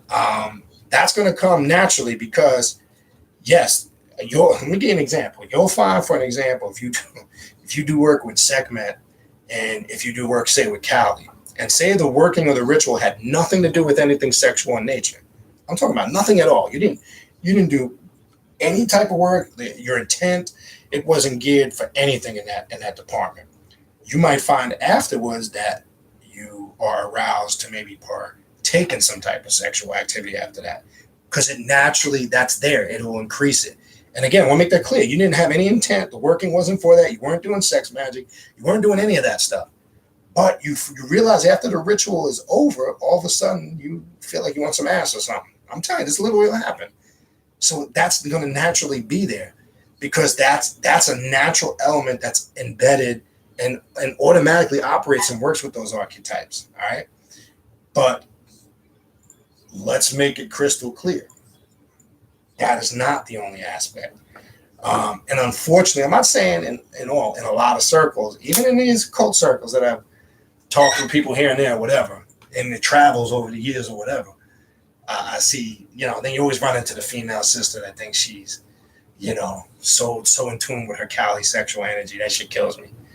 And then, I ain't want to get into that. That's a whole nother story. All right. But yeah. Only typed in Centella Ndoki is 9 Oyas. That's crazy hard. I have Ndoki spirit, who's an androgynous, primordial Egun of mine. They help me with my Oshun and relationship issues of all kinds. Yeah, Centella Ndoki in Palo Monte is, as we went over a little bit of it earlier. If you've ever been at a Palo spiritual gathering where Centella Ndoki comes down, I've seen her come down fierce, a raw aggressive energy. I mean, the strength I've seen, male and female, that had that spirit, the strength that they possessed, why that spirit mounted them is beyond superhuman. Literally, it's the best way I can describe it. And just as Baba Raul Canzares described it in that book, he is 100% correct in that. I agree with him 100%. I don't think there's any other fiercer spirit energy-wise that personifies in that path than Centella Ndoki. And if anybody watching this video has been fortunate enough to experience that, you know what I'm talking about. I've seen them all come, and Zarabanda is probably right behind it. And I thought Zarabanda, experiencing that myself, was powerful. Mama Chola can be aggressive. Mama Chola, I notice, is, yes, when she comes down, she dances very seductive, but she also, there's other aspects of Mama Chola when she comes down. She dances like in an aggressive whirlwind type of, it's crazy. There's different aspects you will witness. Now, I want to make this clear. At the ritual we do, which is next Friday, I keep saying the end of the month, like at the end of the month is weeks out, which is unbelievable how this year has flown by. We got the end of the month coming up next week. We will be doing that type of work at the ritual, and we will be. Well, I'm not going to get into the aspect of the details of how we'll be doing it, but we will be bringing that type of energy down. There will be intense drumming. There will be rituals within the ritual taking place. We have it set up where we will propagate Mbelo Wido first, Papa Legba, and open those pathways and gates to bring what comes after that, whatever that is. And I say whatever that is because, like I said earlier, we're not trying to dictate. We're asking Papa Legba to open that gate, and what we need to come through for that evening and what we need to experience and work with individually and collectively, we will. That's how you approach ritual, with a clean, when I say a clean slate, you don't have preconceived notions. Something that I do, just a thought to throw out there. And again, I'm not saying my method works for everybody. I always seek, and I use that parable of Solomon all the time. I always seek the knowledge, the wisdom, and the power first. If you have that, everything else comes. The finances, the better lifestyle. I really don't do a lot of work, individually. Not that I don't do it at all. I don't really do a lot of materialistic type of spiritual work, because if you're seeking the knowledge, wisdom, and the power first, all that stuff automatically comes. And as I mentioned before, the mistake some people do, they come right on this path. They bypass their spiritual growth and they want to work materialistic shit, right? They're worried about love and marriage and money and all that stuff first and foremost, when they should be working on, look, I'm fucked up individual. First and foremost, let me work on my personal issues I might have mentally physically and spiritually, right? Maybe I need to get my ass in the gym because I'm out of shape. Maybe my health isn't good, right? Maybe I got anger issues. Maybe I got personal habits that I need to correct, right? That's the shit you need to work on first before you go do a ritual like a candle. I want to be a millionaire and hit the fucking lotto, or let me do this ritual so I can get a BMW. I mean, your priorities are fucked up. That's what I'm trying to say. That's not. If you seek, knowledge of self and personal transformation and growth, if that is your first desire and intent on this path, because that's what being a master is. All that other shit, you understand, comes to you, right? It's like, all right, look, we learned something in Masonry, and even the Christians will use the quote, right? In the 6th chapter of Matthew, the 33rd verse, right? Use that metaphor, because you can use biblical metaphors that apply to your path. You can use what they symbolize and represent. I mean, you ain't got to get caught up in all the religious bullshit about it. But what does it say in that quote, right? It says, seek ye first the kingdom of God, right? And all his righteousness and all things will be added unto you. Take that. This is what an adept does. Take that same quote and apply that to how a black adept would. So I seek the knowledge, the wisdom. Like, here's an invocation I'll say to Set, right? I'll say, hail Set, Prince of Darkness. Engulf me in your dark, chaotic, magical mysteries. Engulf me in your divine knowledge and wisdom so I can tap into the isolated consciousness and reach the potential and master of self. I say that every morning. That is my goal and intention when I'm on this path. I don't ask for anything else, because I know if I have that, if I have the knowledge, the wisdom, the power, and I am petitioning and invoking Set to engulf me in his dark, chaotic, magical mysteries, what other power do you need? What other knowledge do you need? What other tool do you need? Because I know if I have that, all that other shit, it's not even an issue. It's not even a factor. And I say this today. Look, I want to make this clear. I'm not saying I'm a millionaire. I'm not saying I have everything in the world. I don't. But I can tell you this. I'm not struggling. I'm comfortable. You understand? And if that's, look, if the door opens up for billions of dollars to come, great. I'm not saying close the door to that. I'm not saying don't work to be successful. So I want to make that clear. Because I don't want nobody approaching this with a religious mindset. What I am saying is your first priority should be knowledge of self, self-improvement, all of those things, because that's what we mean when we say this is a path of self-mastery. So get your priorities straight when you come on this path. Don't come on this path because you want a nice car, or come on this path because you want to be a master fuck magician, right? That you just want to be a sex master. No, that's not how it works. All right. Anyway, I didn't mean to drag on about that, but all right. So Andre Polk typed in $1,500. All it took scratched. Now they are as conscious as they were before they got scratched. You know exactly what I'm talking about. Yeah, and that's true. And actually, 1,500 shit. It's probably much more than that now. That's roughly 1,200, I think, was at the time. When I was involved, I've heard horror stories with that too, where they're charging people up to $3, $4, $5, $6 grand to do this shit. And I want to make this clear: if they know you're desperate and they know that you, quote unquote, are so eager, naive is really the word. Yeah, they'll take you to the cleaners. So you have to be careful with that. Oni typed in this Ndoki only wants water and candles. Okay. I guess you were talking about your Centella Ndoki from earlier.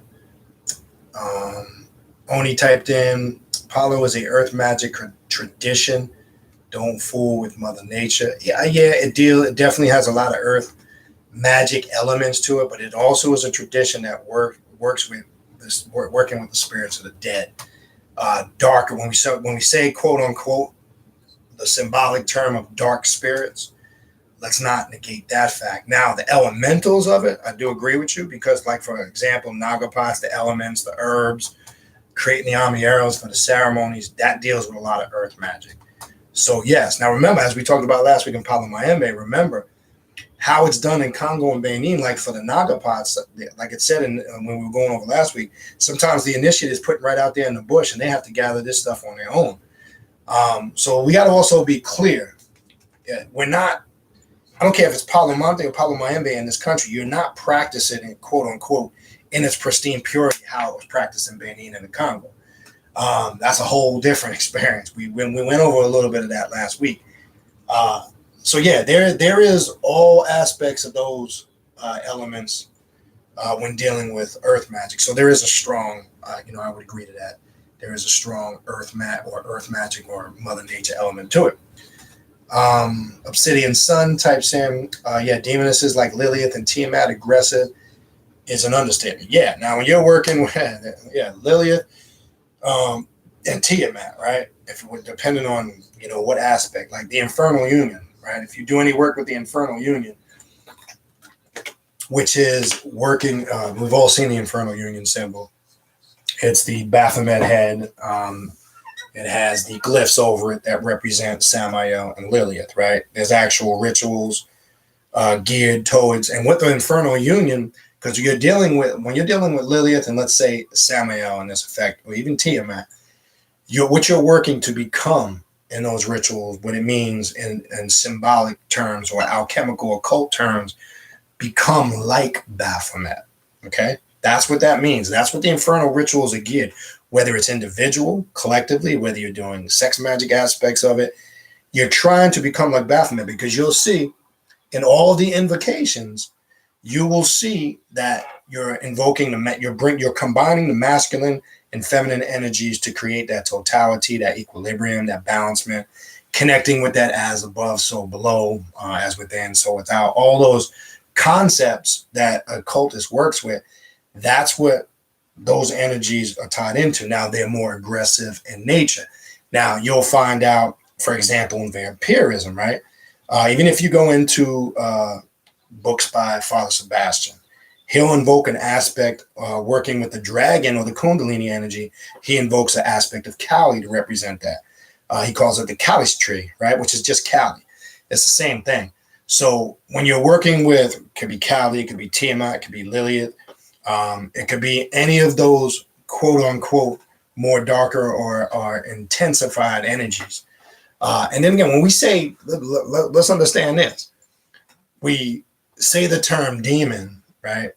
And we say the term daemon, right? All of it really is to access the daemon aspect or the higher aspect or the real intelligent or the real self. That's what you're doing. You're trying to access that portion of your psyche, because when that opens up, that makes you receptive to all these energies. But yeah, that is very, very, very true. All right. All right.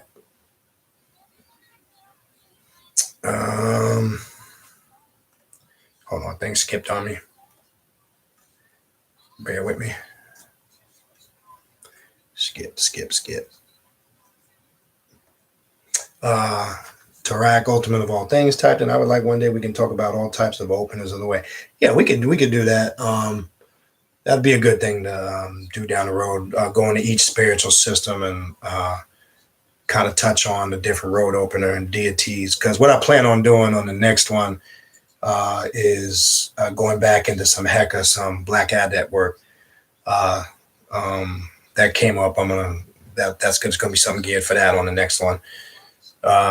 Dealing with some of the Heka with the Egyptian aspect of it. But yeah, we can do something, because remember, when you're dealing with Ampu, you're dealing with La Santa Muerte, when you're dealing with Papa Legba or Legua, these are all road opening deities. And that's why I was saying much earlier in the beginning of the video, you're going to find out in all of these spiritual systems, whether it's Egypt, whether it's West Africa, wherever you're coming from, there's always some gatekeeper, pathway, or road opener that you have to work with. But the question is, how do you take that and connect it and tie it into self? Because you have to connect with that part of yourself and address the paths that are blocked. What parts of your psyche, what parts of your mind are conflicted and blocked? That's what Ampu would do when you're working, the Kemetic or the Heka aspect or black magic or this path.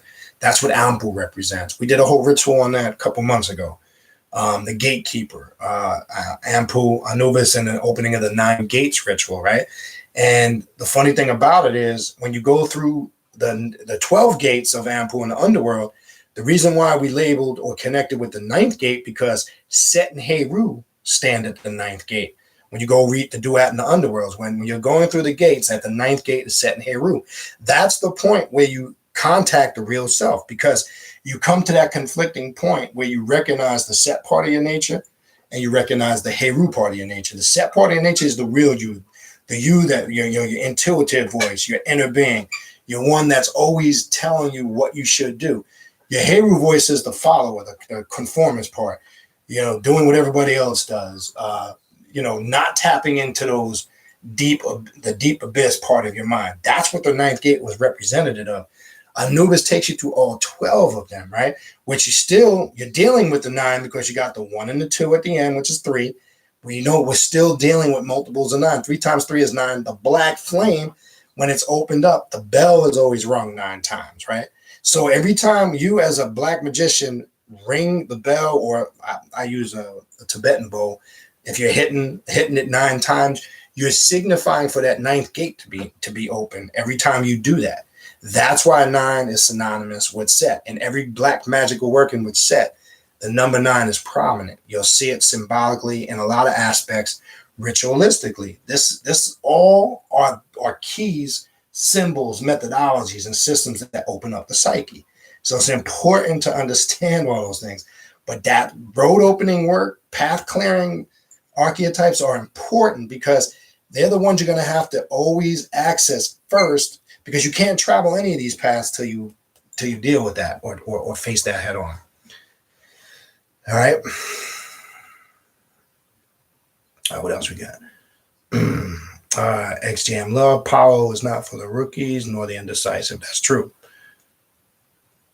Obsidian Sun, the Satanic Bible is yes, I would recommend everybody to read the Satanic Bible and the companion to the Satanic Bible, the Satanic Rituals. Because the ingredients for black magic is, as I said earlier, is a thing that can be used in there for anything. A good blueprint. What else we got?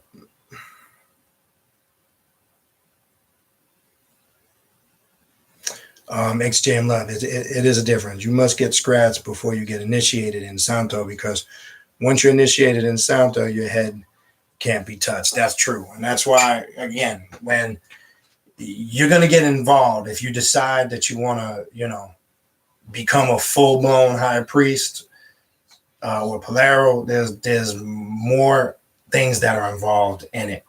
But yes, scratched is the first, process of taking that road. And that's why, again, for an example, these people that are online selling pots and claiming they're Nagas and Tatas and all this shit, but they can't even really explain their lineage, and they can't even really. I kid you not, this is a true story. One dude said he wasn't even scratched. This is a dude, I think some of y'all know him. I think he goes by the name of Tata Nangolo, or whatever the fuck his name is. Somebody had sent me a conversation that they had. This was about a year or two ago. And sent a conversation they had with him back and forth, asking him if he was scratched. And he replied to them, "Oh, in all systems of power, you don't have to be scratched." And he said he wasn't scratched. But I'm trying to figure out how he's claiming to be a Tata and doing spiritual work as a high priest in Palo, but you weren't scratched. How does that work? Now, I don't have a problem with it. Again, if you're saying, quote unquote, I want to make this clear, a non-initiate to a certain extent can work with the Palo spirits, but there's certain things you can and cannot do. So you have to know what limits and boundaries. Like an example, the book I was using earlier, there's an abundance of rituals in there for a non-initiate, such as working with sigils and giving offerings and invoking the Palo spirits, which anybody can do that. I have no problem if you're doing a certain level of work, but you're being clear on your position. But when you're saying you're a Tata and you're making pots and all this other shit, and you're not, you're fucking with people, because you usually have an agenda. And usually that agenda comes forward because then I'm finding out they're charging, $2,000 to probably make something that doesn't really have anything of substance in it. So, yeah.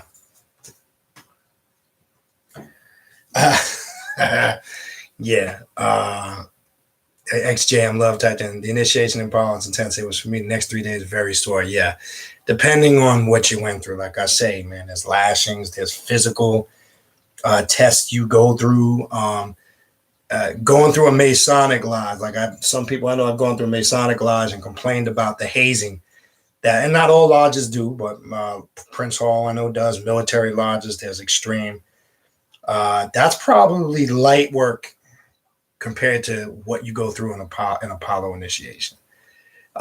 So like I said, and again, the purpose of doing these videos, like I said in the beginning, I want to remove, I think sometimes on the surface, people want to play African and spiritual, you know, my ancestors, I want to set up an altar and I want to be spiritual. That's nice and shit, don't get me wrong. But this particular system, it goes a little more in depth than that. And this is why, you know, it's not really for everybody. And again, I want to make it crystal clear. Palo is not something you can just wake up and say, I want to become initiated in Palo. You must first find out if it's in your blood, if it is necessary for you to be scratched or being initiated into Palo. You need to find that out first and then go from there.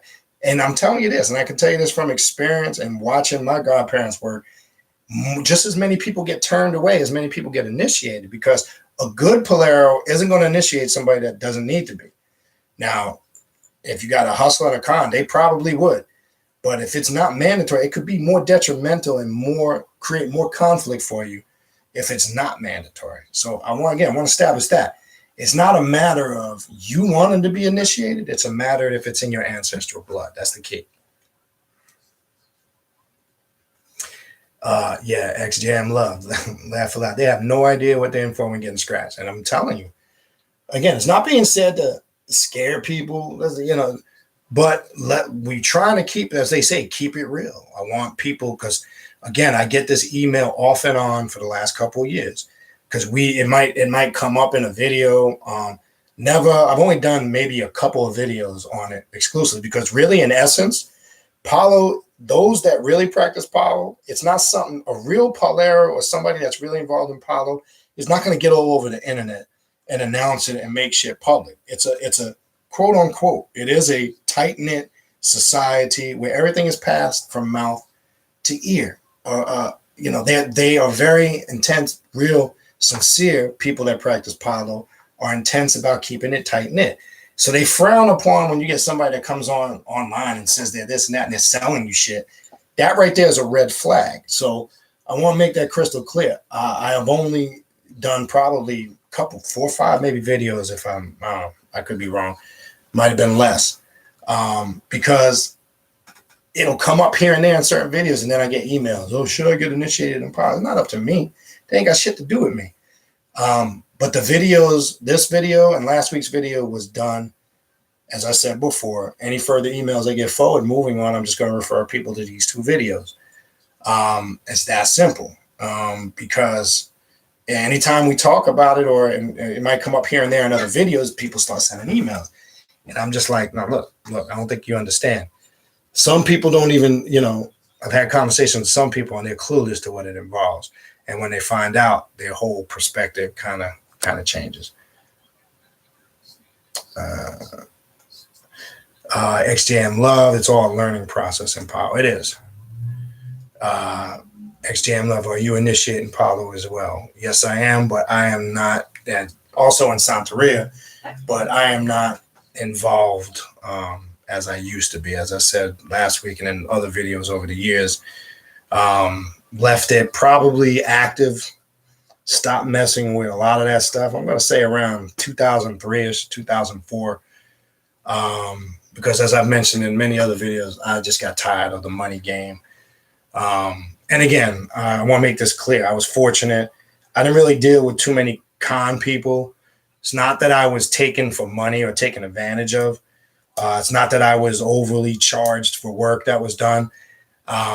It's just I outgrew it to the point where I felt I got tired of serving things. I got tired of having to constantly do something. And then, yeah, there was money involved with it afterwards. And then it's a commitment. And if you're not willing, to keep up that commitment and the time and the energy, it's not something you can, stay completely involved in. So that's just something that I you know, I won't say completely abandoned. I still work with it, but I don't work with it on the level, traditionally, because when working on this path, quote unquote, this path of black magic, it would be considered against a lot of the traditions in these Palo houses, and I refuse now to be dictated and told what I can and cannot do. So those are my reasons for not really. And same thing with Santeria. I definitely don't work with any of that on that level no more.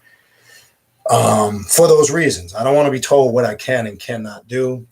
I don't want to, it has to be done this way. And I understand that according to tradition. And I made that clear last week and this week. Understand the difference with working with it traditionally and how we would work with it on this path is kind of going to be considered non-traditional to a lot of people. But remember, being an adept on this path, you're not really concerned with that. So can you still work with voodoo? Can you still work with Palo?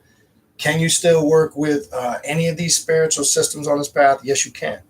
But it's not going to be quote unquote in the traditional sense. Because most of the work we would probably be doing now on this path would be considered non-traditional.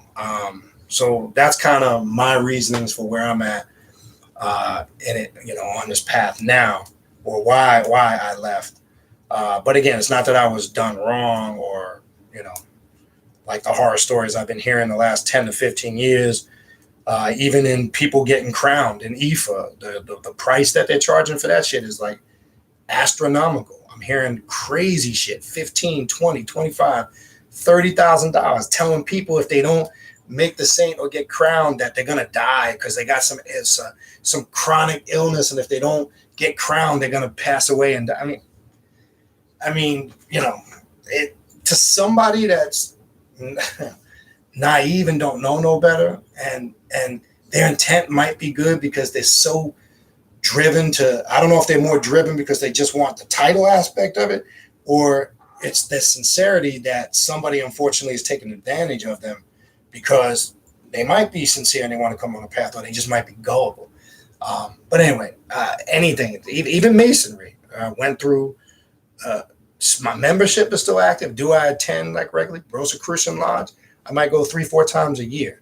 Memberships are still active, but I'm just not involved in those things. The only reason why, for an example, the Rosicrucian Lodge, while I still stay active, I only have one more degree to go, my 12th temple degree, and I want to finish it.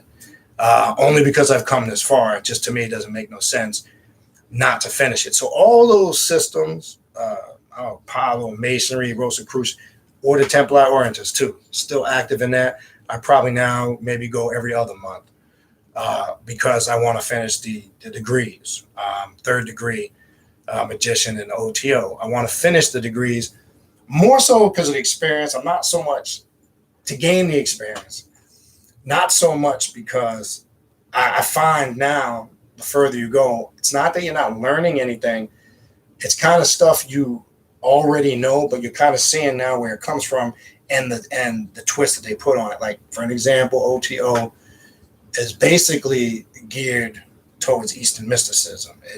It's geared, obviously we know Crowley was influenced by that, but you see the character Saladin, it's not to get into it all in depth, is the central character in majority of those rituals. And if you know who Saladin is, you see where he was influenced Crowley with Egypt and Arab mysticism and Masonry, because the password, grips, and signs, every degree, the sign and token and grip is almost similar to the Blue House and Freemasonry. So you see, it's a good for the experience because you can see how those degrees were influenced by Freemasonry. You see how those degrees were influenced by Shriner information. And obviously he was influenced by Kemetic alchemy. That's all embedded in there. But anyway, I know that went off in the left field, but yeah.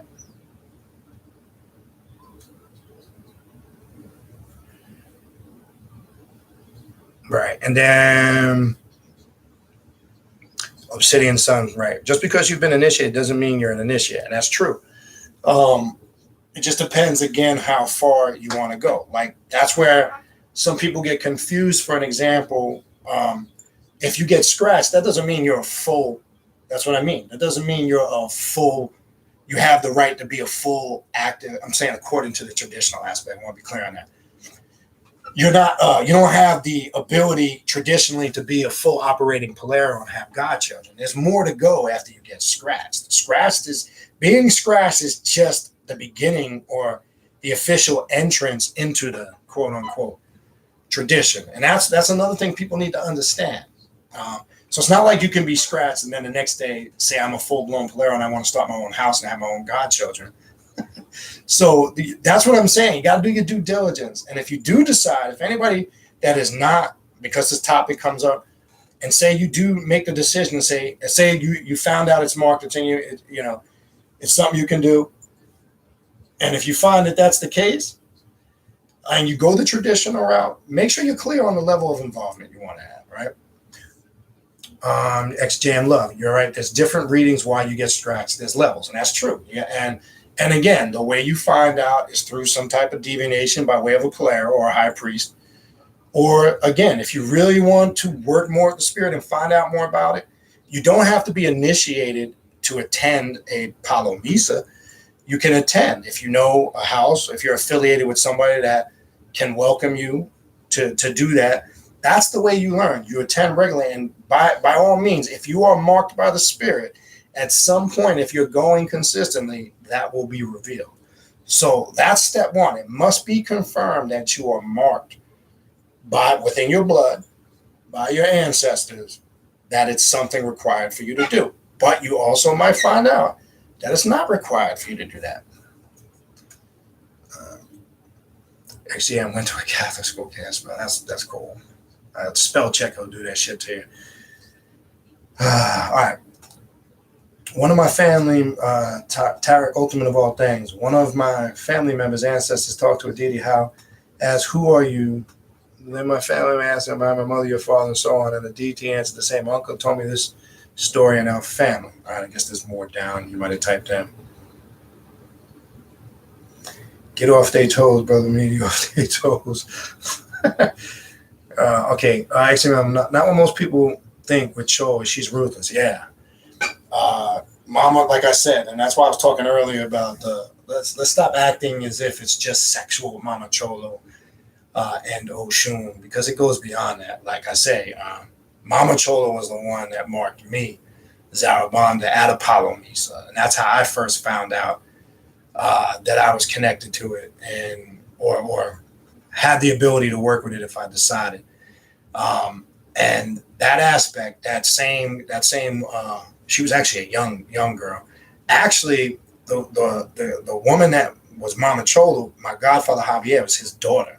His mama was Mama Chola, and his daughter was the one that marked me. And my godfather Zarabanda, she's Mama Chola, and that's how I developed a relationship with my godfather Javier. And her aspect, speaking of the intensity of Mama Chola, she had that type of path. When she came down, it was and I'm telling you, at the time, all right, so I'm going back to like 03, 04, she probably was about 19 or 20 years old at the time.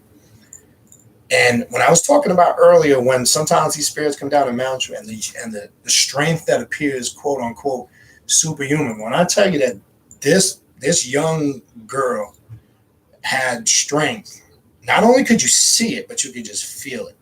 You could tell that she was connected. When she was mounted, she was connected with something that was beyond, quote unquote, the norm. So yeah.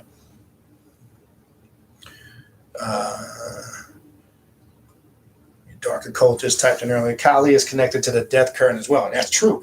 Because even if you go into Kali is one of the fiercest vampire gods. A good section of female archetypes. It's a book that is always brought up. Second Mapep by Michael W. Ford. He's got a section in there on the vampire gods and goddesses where he has them kind of characterized. Some of the main ones. I would suggest people go look in that book. And he deals with that aspect of Kali mentioned in there. I will go take a look at that.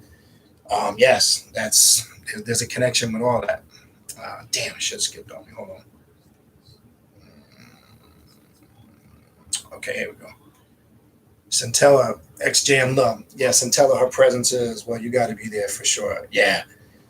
And as even Bob, I mentioned a few minutes ago earlier, Bob Arel Canzares, he described it well in there.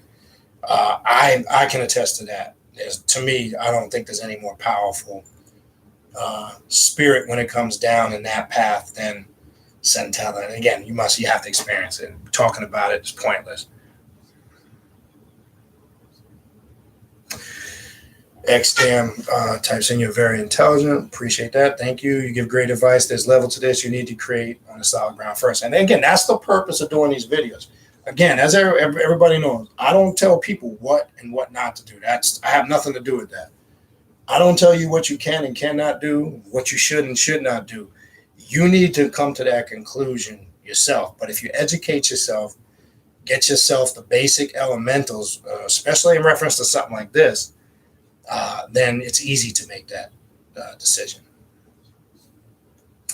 Obsidian Sun, this is actually a really good question from a traditional Palo perspective. Is there a self-deification aspect of Palo? Now, I'm going to answer this based on my experience, because I think that's going to be the eye and the beholder. Now, would most people from a traditional sense say that? I'm going to say no, and I'm going to tell you why. Because most people still in that path, because they consider it a religion, they still look at it, I don't want to say it is kind of worshiping or accessing something like the way a religious person would, but then I also have to factor in, for an example, my godfather Javier. He kind of approached it to an extent like that. Now, would he ever use those terms or say it like that? Absolutely not. So on the surface, I would say no. I would say you have to watch the way people approach it, because they still look at it as connecting to an energy or ashe or an aspect of the creator, because they look at it as different manifestations of energy of the creator. So the question would really lie, how does an individual on that path look at the creator? You understand? Just like anybody in any spiritual system looks at the concept of God. So long story short, what I'm saying in reference to that question, I think that's going to vary from individual to individual. But as a whole on the surface, I don't think that's there. Not the way we look at it on this path at all. No. And that's from my experience. Now, there might be somebody else that was involved in it in a different house, and maybe they approached it different, but I'm going to say most likely not. I don't think so. All right. XJM Love says, great channel. I'm glad I found it. I subscribe. Good comments. Cool. Appreciate it. AP Miami. Lowell. Tata Nago is yeah, that's the guy I was talking about earlier. I couldn't get his name. Matter of fact, the brother that brought that to my attention, you guys probably know him. Yeah, he was on the radio show. You probably know him as Brother Sargidi or Antoine. He sent me, it was a couple years ago, about 2 years ago, he sent me I think it was a Facebook conversation he had back and forth with the brother, and all those things I described earlier. I was just like, that shit is crazy, you know. And unfortunately, you got people out there like that. All right.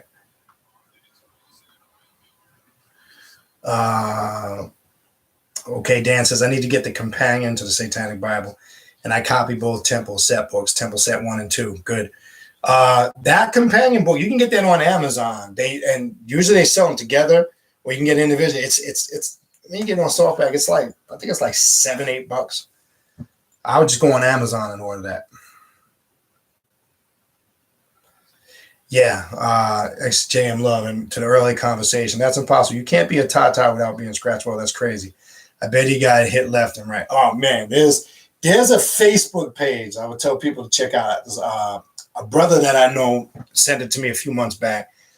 It's called Santeros Exposed, and they expose people on there, shit like that, who were ripping people off in Palo and Santeria and all this other shit. And they had him on there, man. They grilled him, man. They were supposedly some people he said he was connected to in Chicago. They put his shit up there. That dude's a fraud. And I would recommend people to look that thing up on the shit you see on there, man. Just Santeros Exposed. It's a Facebook page. If you want to see all the ripping off and the shit that goes on, check that Facebook page out.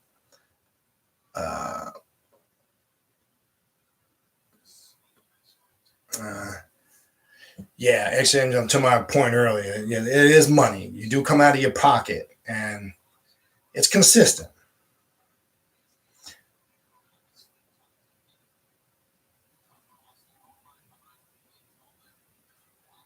All right, this is a good point. XJM Love. Powers is my tradition, my religion, but what I practice, I don't mix it. Of course, I refuse to ignore my ancestors. I'm mixed. I'm Latina, Asian, and Central American. Wow. So I like to learn all I can. But yes, love, I've been around those that didn't agree. Frankly, I don't give a fuck. There's no much more that runs through our veins. Just don't mix it. Yeah, and that's important. That's why I'm saying when you're working these systems, like I was saying earlier, you have to group similar energies together. You can't. That's another thing you got to be careful of. That's why you'll see, like even in the pool, in the Voodoo pantheon, right? You know, you don't the Rada and the Petro, or even the Naga spirits, or what they say, or the Negro spirits in Sansei and 21 divisions. Don't put them by the Blanca division, because they don't mix. The energies don't mix. It's not that it's religious. It's just you don't mix certain spirits and volatile energies and systems together, or the Indio spirits when dealing with the 21 divisions in Sansei. They don't like to be close to the Negro spirits because of the volatile energy. Or for an example, just like Dambala Wedu, he doesn't like smell of alcohol, tobacco, and he's kind of like got OCD. He's an OCD type of archetype where pristine cleanliness is a must. So a lot of the work you do with Dambala Wedu is separate. It can't be grouped or connected to anything. So I'm just using that as examples. Those are the little methods you need to be conscious of when working with these things. All right. I think we're almost done. I'm going to show you that altar real quick that I promised to show people. I think I'll finish with that. Ancestors are there. They're the foundation of any spiritual system. That is true indeed. SM, yes, ma'am. Okay. Santero Exposed. Wow. Yeah. Santero Exposed Facebook page. They got a dude on there. Let me leave it just before I show this altar. They got a AP. I need to connect with you to see if you are coming Friday. I need to know because we're trying to get a head count. But I'll answer that question now. That'll be the last question. But there's a dude when you go on. There's a dude they got on there that they exposed. Okay, you'll be there. Cool. I'll give you a call tomorrow. Just a couple of things that you need to go over. Real brief and minor. I got to tell you, you got to wear black and red. Comfortable black and red and comfortable shoes. All right. But I'll give you a quick call tomorrow. They got a dude on there that they showed some Centero that crowned an individual, Shango. When I tell you, I ain't never seen no shit like this. First of all, usually the initiate, they create the garb and, the markings and the face paint. They painted this dude. He looks like a red Smurf. You got to see the picture. They painted him. He's got, I don't know what markings or symbols were. I couldn't even make them out. I've never seen them before. And he's holding this big ass. It's supposed to be, I guess it's supposed to be kind of like the axe or an implement, the tool of Shango.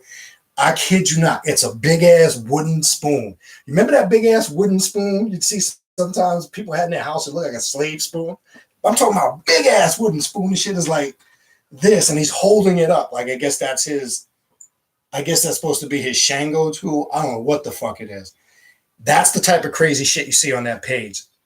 There's another video on there where there's some Spanish chick sitting down in a chair, and there's some Spanish guy. I think he's supposed to be a padrino, and he's doing some type of cleansing for her, and he's spraying her with a can of spray of something. One of the spiritual sprays, and it looked like he's killing a roach. You got to see this shit.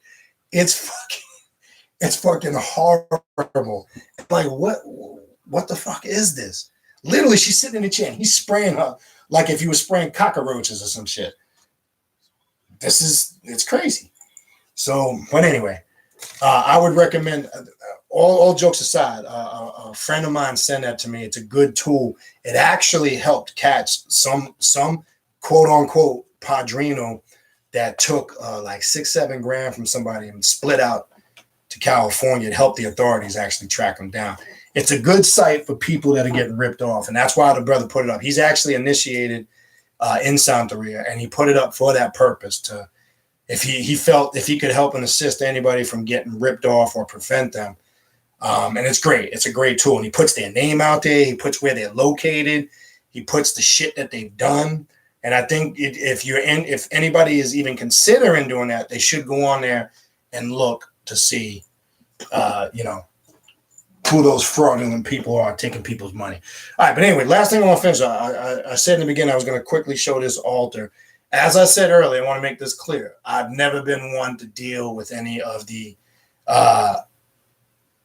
Hold on. I was going to answer. I forgot. AP. To answer your questions, yes, Brother Beniti, is the left-hand path, or as I like to say, the path of the adept. The gateway to know the soul, your true power. I think yes, because it taps into the true potential. It brings out the true potential of self. There's more dynamics to that, but we'll get into that maybe in another session. But to answer your question, most definitely, in my opinion, I can only answer it from my perspective because I think it challenges every aspect of yourself. It brings out the best. It brings out your weaknesses. It makes you overcome them. It makes you the best person that you can be. And your soul is the true essence of who and what you are. And the isolated consciousness, the black flame, the gift of Set, all of that is a representation of that. That's what it connects you to. All right. But anyway, like I said, and I want to make this clear, with everything that's been going on lately with Papa Legba, like I said, I've never been one to be motivated to do any work with any synchronization of the Catholicism aspect of it. But Papa Legba basically smacked me upside my head and said, you can't avoid this because it's connected to your ancestral bloodline. And obviously there's been a whole bunch of different awakenings with my father passing away this year in January. My best friend growing up, who passed away a couple of weeks ago, just enhanced what was gonna come out already. So now I'm not into the religious aspect of it, but long story short, it was instructed communications in doing work with Papa Legba. First, it was the 7 African powers, and stuff started happening in dreams. I went out and did created some baths, some mojo bags, and all of this opened me up. And word verbatim, again, this is just my personal experience, so I'm not telling anybody to accept this. It's personal. But I'm just going to share what I can. And he literally, when I say literally, guided me to just how he wanted the altar set up, how, instructed on how to do it, changes to make, things to get. It was just like this, 1, 2, 3.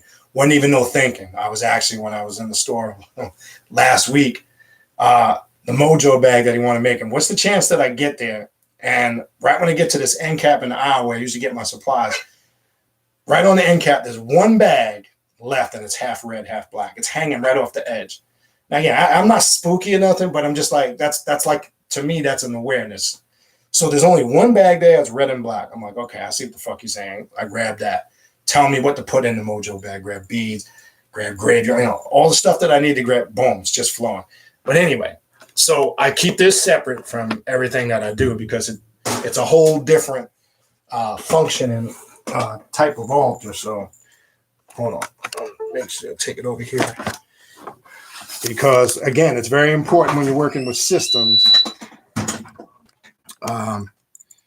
that you again keep them in their right perspective. And not to mix them. Like I wouldn't put this as I'm working with again, just a quick. I know I showed a little bit, like just to show you how I do. I don't know if you can see it's hard because I'm dealing with the. All right, that's where I'll keep all the when I'm working with Egyptian archetypes. That all stays here. I don't. And the tarot that stays there, right? I showed this one time before. I showed it again. That's where I'll do all black magic work. Right? That's working with vampirism, Luciferianism. That's that working altar there. This is very important to understand because this is how you group systems and keep them in their proper perspective. The Holy Death, right? You don't put anything else with that. She has to have her own altar, period. That will cause crazy conflict. All right. This is combination. That's ancestral altar there. That's ancestral spirits on the top there. I don't know if you can see that. Right there. That's ancestral spirits. Right. That's the Indio. I keep them in a separate group because I do work with Indian spirits. You'll see that down there. That's a picture of my parents that are both passed on. There's a reason for that. Up here, you'll see the 7 African powers, right? Here you'll see some 21 division in Sanse, Papa Candelo. You'll see La Madama, Felipe Negro. That's 21 division Sanse. That's the Marasa or the Ibeyi twins. That's a Nagapot down there. Cauldron, Legua warriors. This is where Papa Legua. Let me show you this one. This one's separate in itself.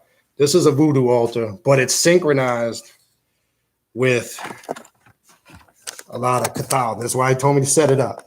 Now, I put the image first. I don't know if you can see. Hold on. I'm trying to get a better shot of it. Okay, the child of Antioch, that's the top, bro, is an aspect of Papa Legua.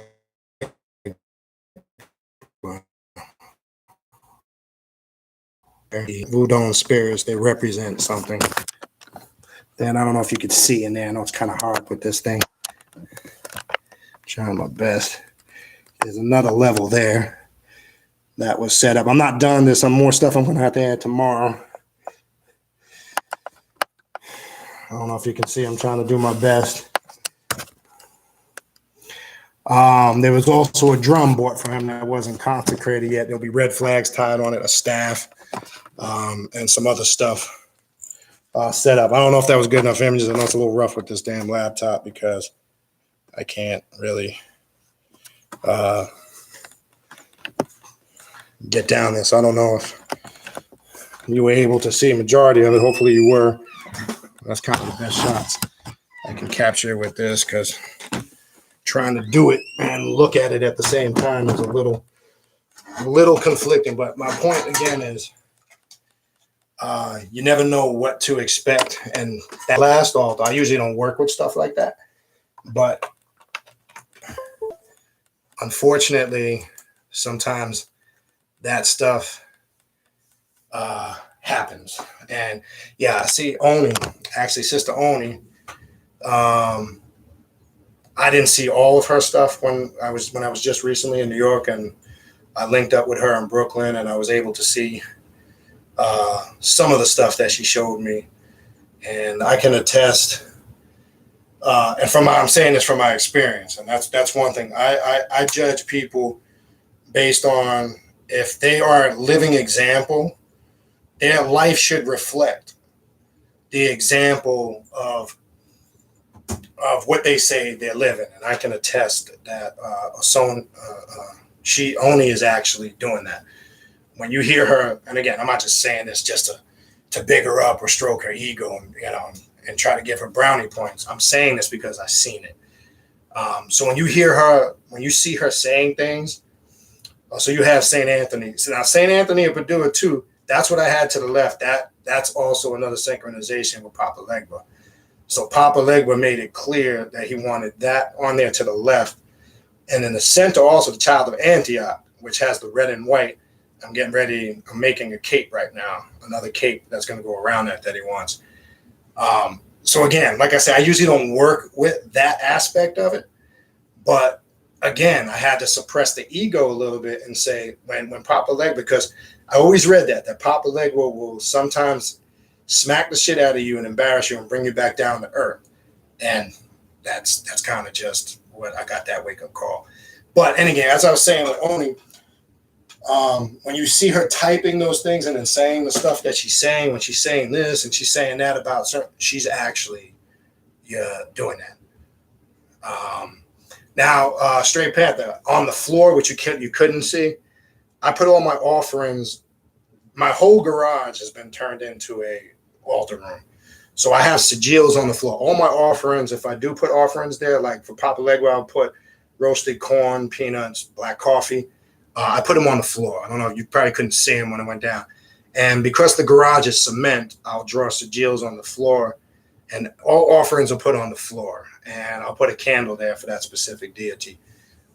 So I don't put anything on that shelving. It's just if I'm doing work for the spirit, like I always have on that left candle stand is a candle for the 7 African powers. So I'll burn that. The candle next to it, I don't know if you saw it, that was for Candelo. And then if I'm doing any work with any of those particular Voodoo spirits, like, I don't know if you probably couldn't see it there. I don't know if I went low enough. I have a symbol, a sigil on the floor. I'll light a candle and I'll put the offerings go on the floor. All right. I keep all my offerings on the cement floor, and they always should be discarded and given back to earth. Libations, offerings. So when I'm done with them, I'll put them under a tree or soil or whatever it is. You should always give them back to earth. You should never just completely dump them in the garbage. So that's how I work with it, because I'm pretty much out of room in there. I really ain't got much more room. But that's the best way, because keeping them because I have 2 functioning altars, but because with everything set up on them, same thing with the other altar, on the floors, there's plenty of space on the floor. And being that it's cement, you understand, you can draw sigils. It's easy to do work. And actually, that's the preferred method actually to do it, to leave it there. Like when I first consecrated that altar, I had a red candle to Papa Legba and an offering. And I did have it because it was a taper. I put that on top of the altar, but the offering was right on the floor in front of it. But anyway, all right. That pretty much is probably going to do it for this session. Hopefully, again, apologize for the connection problem earlier. Don't know what the hell that was all about. Glad it resolved. So in closing, will not be directly answering any more emails on Palo. I'm finished with that. I'm talking about questions on should I or should I not be initiated. Those are the questions I'm done with. I'm not talking about if you have a question like how to work with something. I don't mind doing that. But I'm not going to, just want to make it clear, I'm not answering emails on should I be initiated in Palo. I want to get initiated. Do you think, again, it's has nothing to do with what I think. That shit is irrelevant. What I think is not even important. It's what your bloodline ancestors think. So the answer you will get, if anybody sends emails on that, I'm going to refer you to this video and last week's video, and that's it. But if we're talking in future settings and something we're talking about, and you want to connect something to Palo to it, I don't mind doing that. That's not what I'm talking about. But I'm not going to. I would say this. Look, I know everybody that follows this path. We're from different backgrounds, different nationalities, different ethnicities.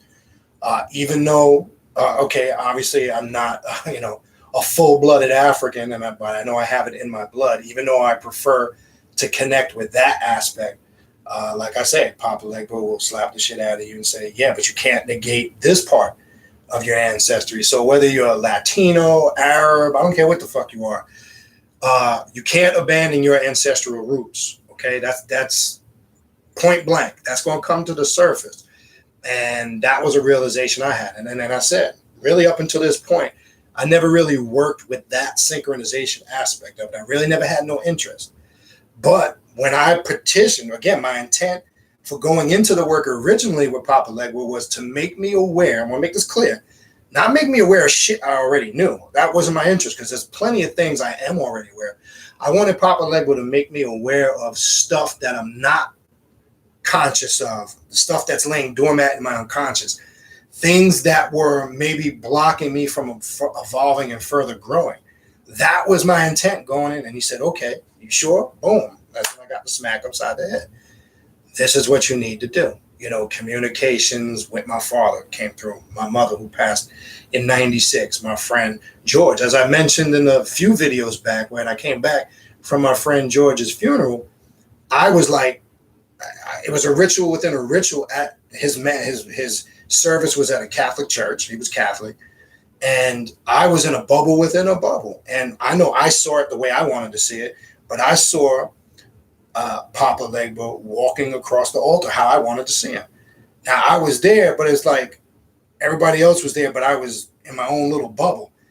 And that's when I knew, and you know, I had been reading stuff before I left, before this happened, but Papa Legba I saw him just walk right across the altar. And I'm like, I know nobody else saw it but me, because that's what I wanted to see, because that's what I needed to see.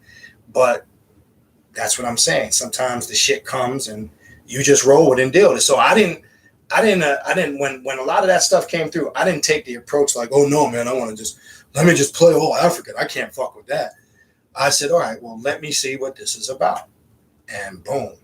And then when I looked into it further and did more work to get more clarity on it, I said, okay, I got to suppress the ego and say, look, that is connected to the lineage. That is there in some aspect. I know what it represents beyond that. So if this is a way that's going to enhance my power and my growth, all right, fuck it. So then I just simply ask. And when you're working with the voodoo spirits, the way you talk, this is one thing I want to make this clear. What's different with them than anything? If there's something you can't fulfill, you just need to say, well, if you want me to do that, give me the means to do it. I want to make that clear. So I simply said, okay, I hear the communication coming through clear. Now show me how you want it done and give me the means and the ability to do it. Like I said, I'm almost finished. I have a drum. Went out and bought a brand new drum, just consecrated for him, but I'm creating amio and certain things for it to consecrate them before the ritual. So there's a staff and a drum. I'm almost done. And there's more kerchiefs that got to be put on there. But I'm doing it at the pace I'm being instructed. So it's almost not quite finished. It's almost there. I'll probably be finished in a few more days. I simply opened myself up to the spirit and said, just make aware to my psyche and consciousness how this needs to be done. Boom. Once I said that, and that's why I was saying earlier, once you stop trying to control and dictate how you want it to be, I said, look, I want this to turn out the best way possible that's going to be the most productive for me. That was my intent. So rather than me say, no, I don't like this, no, I don't want to do that. When I just had the clear mind, and look, Papa Legba just made that shit flow. Like I said, I mean, part of it, when I was in the store the last time, Sister Sonia was with me. And she'll tell you, I was just in there. It's like I was in there, but I knew what I wanted. I was just grabbing stuff, picking up shit, because I knew what I had to get, because I had made my mind up and said, look, let me tap into part of my psyche and just let this shit flow. And bam, that's when you start getting the results. But my always is for the best. I want this done for the best possible outcome for myself. When you approach it with that intent, it starts to flow more. I found sometimes on this path, we can get a little bit arrogant. I'm going to be honest with you, and I'm guilty of that myself. We can get a little bit arrogant in the sense, yes, this is about always being in control. I want to make that clear. This is about commanding the spirit to an extent. I want to make that clear. I'm not saying we're supposed to be docile and be taking control of. No. What I'm trying to say is sometimes we have to step back and pay attention to what's going on, because you can be that, aggressive, arrogant, and commanding, but sometimes while you're doing that, you're blinding yourself to other things that are emotionally going on play. And that's what Papa Legba was showing me. He was basically saying, all right, look, yeah, you're a skilled black magician. Yeah, you know this. Yeah, you know that. But did you know that this is stopping you from this? Did you know that this is blocking from this? Because you said you wanted to know things that you were not conscious or aware of. So what I'm trying to say is sometimes we have to stop and pause and just put everything on hold and really just watch and pay attention to what's going on. You understand? So that's basically that. All right. Anyway, I'm going to wrap it up. Appreciate everybody tuning in. And more than likely, I'm going to say Monday, I will be back on. Again, don't call me Monday or Tuesday. I'm going to say Monday or Tuesday, just depending on the schedule and what happens in the next few days. I do have people visiting. So it just depends. But I'm going to say either Monday or Tuesday night, I will be back on. I'll post it as soon as I am aware. I appreciate everybody tuning in. Peace, and we will talk soon.